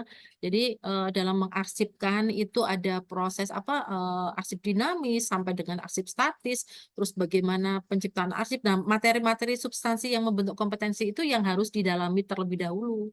Itu. Jadi nggak masalah Mbak Wina kalau misalnya mau daftar gitu kan, tapi yang perlu dibentuk adalah kompetensi mengenai arsipnya ini. Karena kan sebelumnya arsip itu kan hanya penyerta saja di kegiatan yang dilakukan oleh Mbak Wina ya. Nah itu yang harus dipelajari dulu sama Mbak Wina. Masalah pengalaman 2 tahun harusnya ada dan cukup tanda tangan dari CPT Pratama saja yang menyatakan ada pengalaman di bidang kearsipan gitu. Tapi kompetensinya nanti ketika ikut uji kompetensi apakah sanggup? Nah itu yang secara real harusnya menunjukkan kemampuan Mbak Wina untuk arsip-arsip itu di situ. Izin Ibu, ini berarti kalau cukup pernyataan dari dari JPT Pertamanya aja, Pratama, iya. JPT Pratama aja bahwa itu sudah melakukan kegiatan Pengalaman 2 tahun. pengalaman 2 tahun ya. Itu harus Iya. ada bukti, misalnya kayak tadi yang disampaikan Ya, surat SKP itu kalau bisa SKP SKP ya aja dituangkan ya. dituangkan di dalam Tugas SKP tambahan ada seperti itu ya Bu ya. iya, Yes. paling tidak itu menunjukkan pengalamannya juga. Ya, terima kasih Bu Inung, Mbak Anggit. Oke, Bu Sami. Izin buka bab, ingin Ya. bertanya Ibu. Mbak Anggit Ya. izin Mbak. Ya, Ya. ya mohon izin Ibu.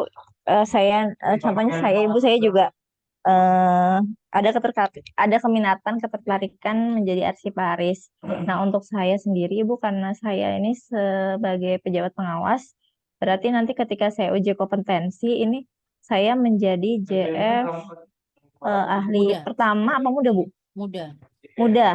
Muda. Lalu setelah itu saya karena saya bukan dari kearsipan Ibu, karena saya ini dari teknis ya, dari geografi, apakah memang untuk naik jenjang itu akan lebih mudah? Apa memang saya harus mengambil sekolah juga tentang kearsipan? Karena saya pernah dengar isu teman-teman Andre itu untuk kenaikan itu agak sulit ketika kita bukan dari ilmu kearsipan murni atau mungkin perpustakaan ya. Ya, seperti itu Ibu. Apakah saya memang harus sekolah lagi untuk yang terkait bidang kearsipan, mungkin ambil S2, baru nanti saya bisa naik jenjang, atau nanti mudah saja tidak harus karena tidak dari kearsipan itu tetap bisa uji kompetensi untuk kenaikan atau bagaimana ya Bu? Mohon pencerahannya. Terima kasih Ibu Tabal. Ya. Mbak Gimana Anggit. Bu Anggit? Struktural kearsipan harusnya bisa ya Bu Anggit ya? Kalau untuk perpindahannya harusnya tetap bisa. Nanti yang di non kearsipan itu tadi kan pakai diklat terlebih dahulu.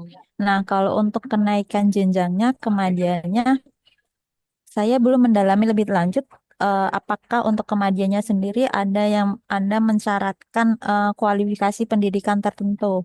Tapi sejauh yang saya tahu sepertinya belum ada. Saya nggak tahu kalau kebijakan yang lainnya. CF lain sih nggak ada ya. Ada beberapa JF yang memang mensyaratkan kalau Kemadya harus S2 apa sesuai teknisnya itu. Ada JF yang tidak mensyaratkan itu. Nah, kalau untuk Arsiparis sendiri saya belum mendalamin lebih lanjut lagi terkait syarat khusus untuk pendidikannya di jenjang madyanya, apakah ada atau enggaknya. Biasanya kalau memang nggak mensyaratkan itu ya mungkin paling nanti akan didahulin dulu dengan diklat kenaikan jenjang baru nanti uji kompetensi kenaikan jenjangnya. Harusnya antara penilaian kompetensi uji kompetensi untuk naik jenjang ataupun perpindahan harusnya karena yang dituju di level yang sama harusnya tingkat kesulitannya harusnya sama. Baik dari administrator ke Madya ataupun dari muda ke Madya. Cuman kan pengalaman kegiatannya itu yang mungkin lebih apa ya, yang lebih dalam lagi kompetensi yang digalinya itu. Itu sih pemahaman saya, Mbak. Baik Mbak. Makasih Mbak. Makasih Ibu. Ya Mbak. Kuliah lagi ya Mbak Tias? Iya Bu, siap Bu. Usulin perpindahan dulu aja kalau gitu Mbak Tias. Kan jenjangnya masih. Perpindahan dulu. Siap Ibu. Oke, ada lagi Mbak Ana? Ada pertanyaan terakhir nih Ibu dari kolom chat. Dari Humas Kanwil Provinsi Aceh, Bu Inung, kalau sudah pernah ikut diklat arsip dinamis, langkah selanjutnya apa lagi ya Bu? Tingkat arsip dinamis itu ini ya, Bu Anggit ya, syarat untuk ini ya. Baik, untuk diklat arsip dinamis itu nanti kan sertifikat diklatnya itu nanti bisa jadi portofolio. Tadi kalau nggak salah dijelasin sama Bu Kabak terkait uji kompetensinya ada tertulis, ada wawancara, ada portofolio. Nah itu nanti bisa sebagai salah satu portofolio Bapak Ibu untuk menunjukkan kompetensi Bapak Ibu di bidang kearsipan. Itu ya, Mas Aceh. Bisa langsung diusulin aja kalau sudah ada sertifikatnya. Oke, baik. Terima kasih Ibu Inung dan mohon maaf nih baru nyampain selamat datang dan selamat bergabung Ibu Kasubag Karir Jabatan Pegawai Bu Anggit Wahyu Nur Handinesko. Mohon maaf baru menyambut. Eh, mungkin ada pertanyaan lagi atau gimana ya Bapak Ibu? Kalau sudah cukup mungkin bisa kita akhiri kali ya Bu ya. Mbak Ulan mau nanya nggak nih Mbak Ana? Oh iya, Mungkin Mbak Ulan mau ada yang ditanyakan? Oh, kata Mbak Ulan cukup, Mbak. Mbak Ulan japri aja katanya.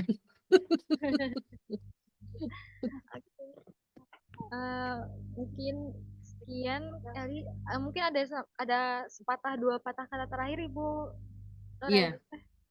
ya sesuai dengan pantun saya tadi aja sih. Oh iya, baik. Jadi teman-teman kalau berminat ya di bidang arsiparis, monggo silakan mengajukan usulan. Kalau tidak sesuai pendidikan atau mungkin belum ada kompetensi ya seperti Mbak Wina tadi, ya ikuti diklat terlebih dahulu. Tadi saya sudah cantumkan websitenya ya, bisa diakses di situ, dapat sertifikat. Nah itu sertifikat bisa diusulkan ke CF Arsiparis. Tapi memang untuk rekomendasi penempatan nanti kami akan melakukan konfirmasi ya, apabila semua proses sudah dilalui. Kalau sudah direkomendasikan, maka kita akan proses penempatan. Mudah-mudahan JF Arsiparis ini bisa menjadi salah satu pilihan karir yang lebih baik ya buat teman-teman semua. Itu saja Mbak Ana, terima kasih. Baik, terima kasih Ibu Inung atas kesempatan dan pembawaan materi yang sangat bermanfaat untuk kita pada hari ini. Jadi silakan Bapak Ibu yang berminat untuk Arsiparis, silakan bergabung dengan tentunya memperhatikan formasi yang tersedia dan memenuhi syarat-syarat yang telah disampaikan sebelumnya. Untuk akhir kata, oh iya, ada ini, biasa kita ada Kahoot untuk kesempatannya silakan Mas Restu.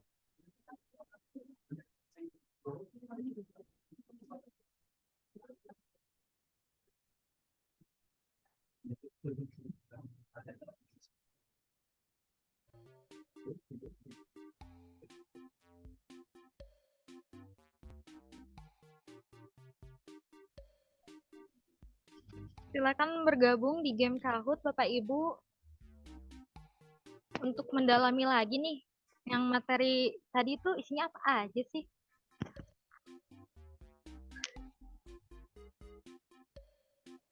Yang telah disampaikan Bu Nur Azizah. Silakan ada Mbak Wina mungkin ini yang tadi ya. Ada Vivi, ada Swift, Siska Nur.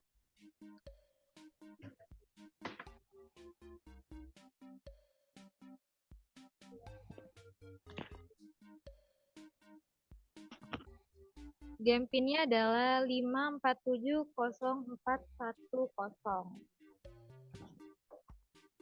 Silakan dibuka web Kahoot-nya www.kahoot.it atau menggunakan Kahoot app dengan PIN 5470410. Untuk tadi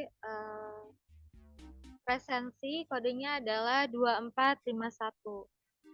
Bagi Bapak Ibu yang belum mengisi presensi, silakan mengisi presensi dulu terlebih dahulu dengan kode 2451.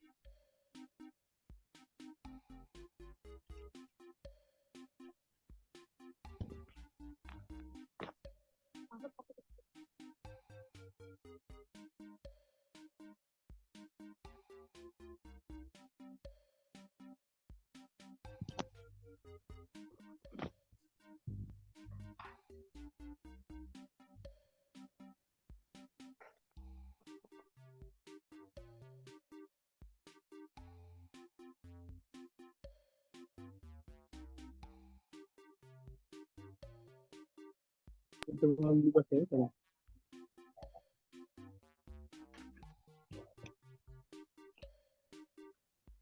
Yuk baru gabung yuk, baru 64 orang.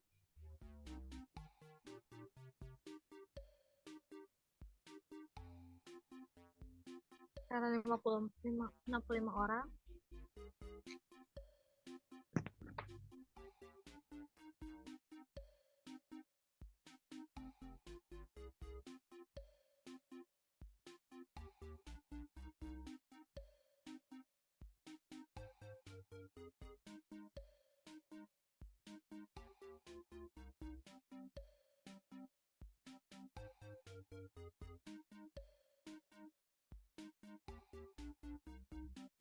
Kami tunggu 2 menit lagi ya Ibu. Yang mau bergabung, Bapak Ibu yang mau bergabung.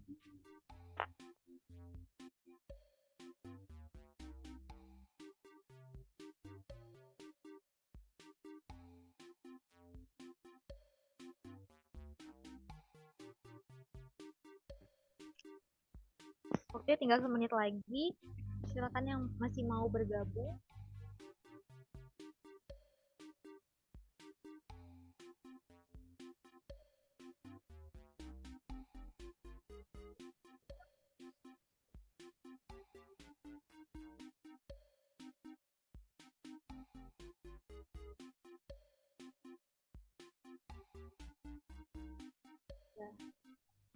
Mungkin bisa kita mulai saja kali ya, Bapak Ibu, dan silakan Mas Restu. Oke, kita mulai Bapak Ibu semua.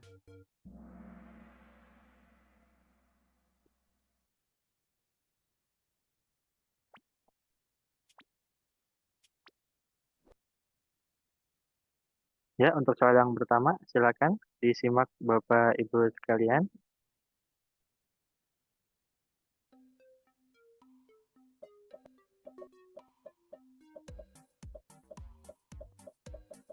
Ayo.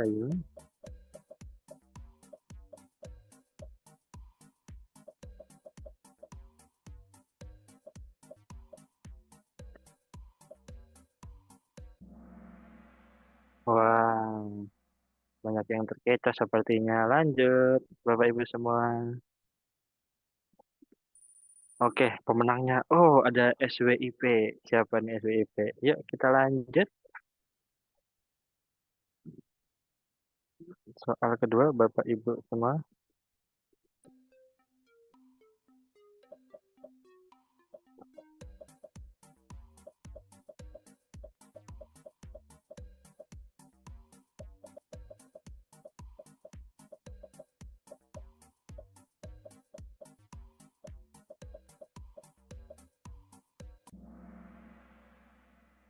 Oke.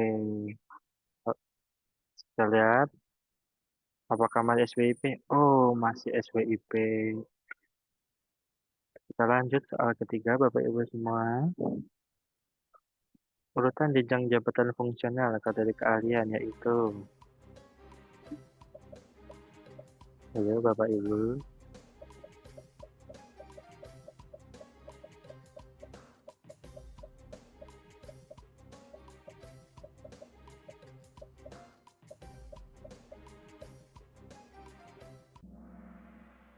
Iya, banyak yang benar ternyata. Saya lanjut.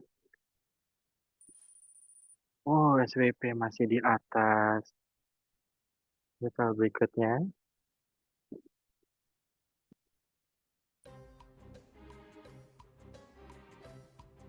Angkat.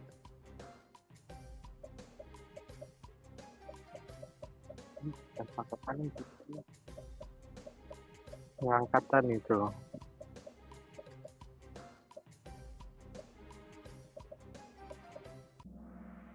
Wah, banyak juga yang betul. Apakah masih SWIP, Bapak Ibu? Oh, masih SWIP. Disusul AMI dan WIP. Soal terakhir.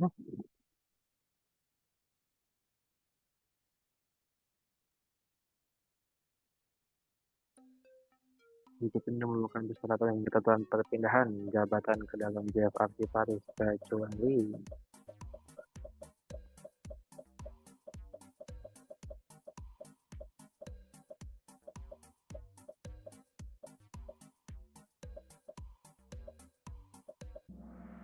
Ya, betul.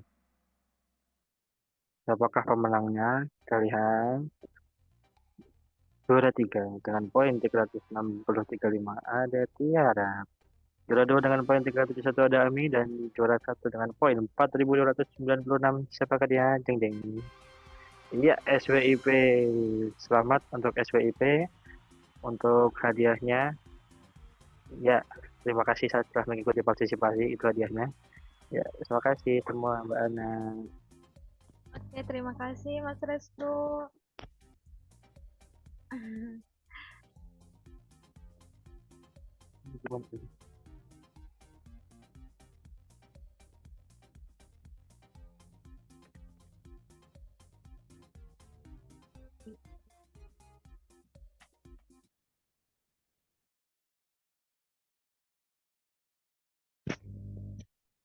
Baik, terima kasih atas Bapak Ibu kehadirannya pada hari ini.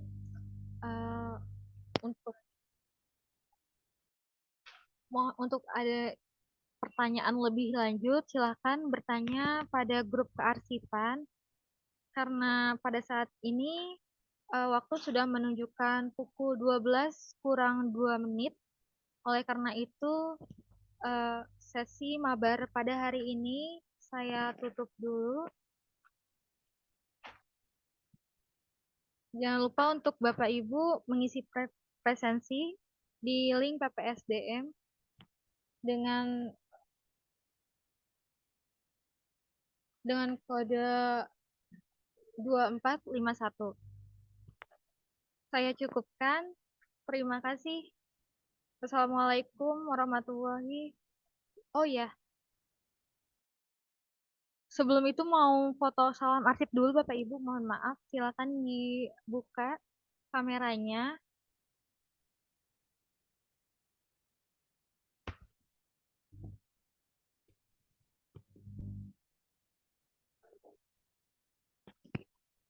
Baik.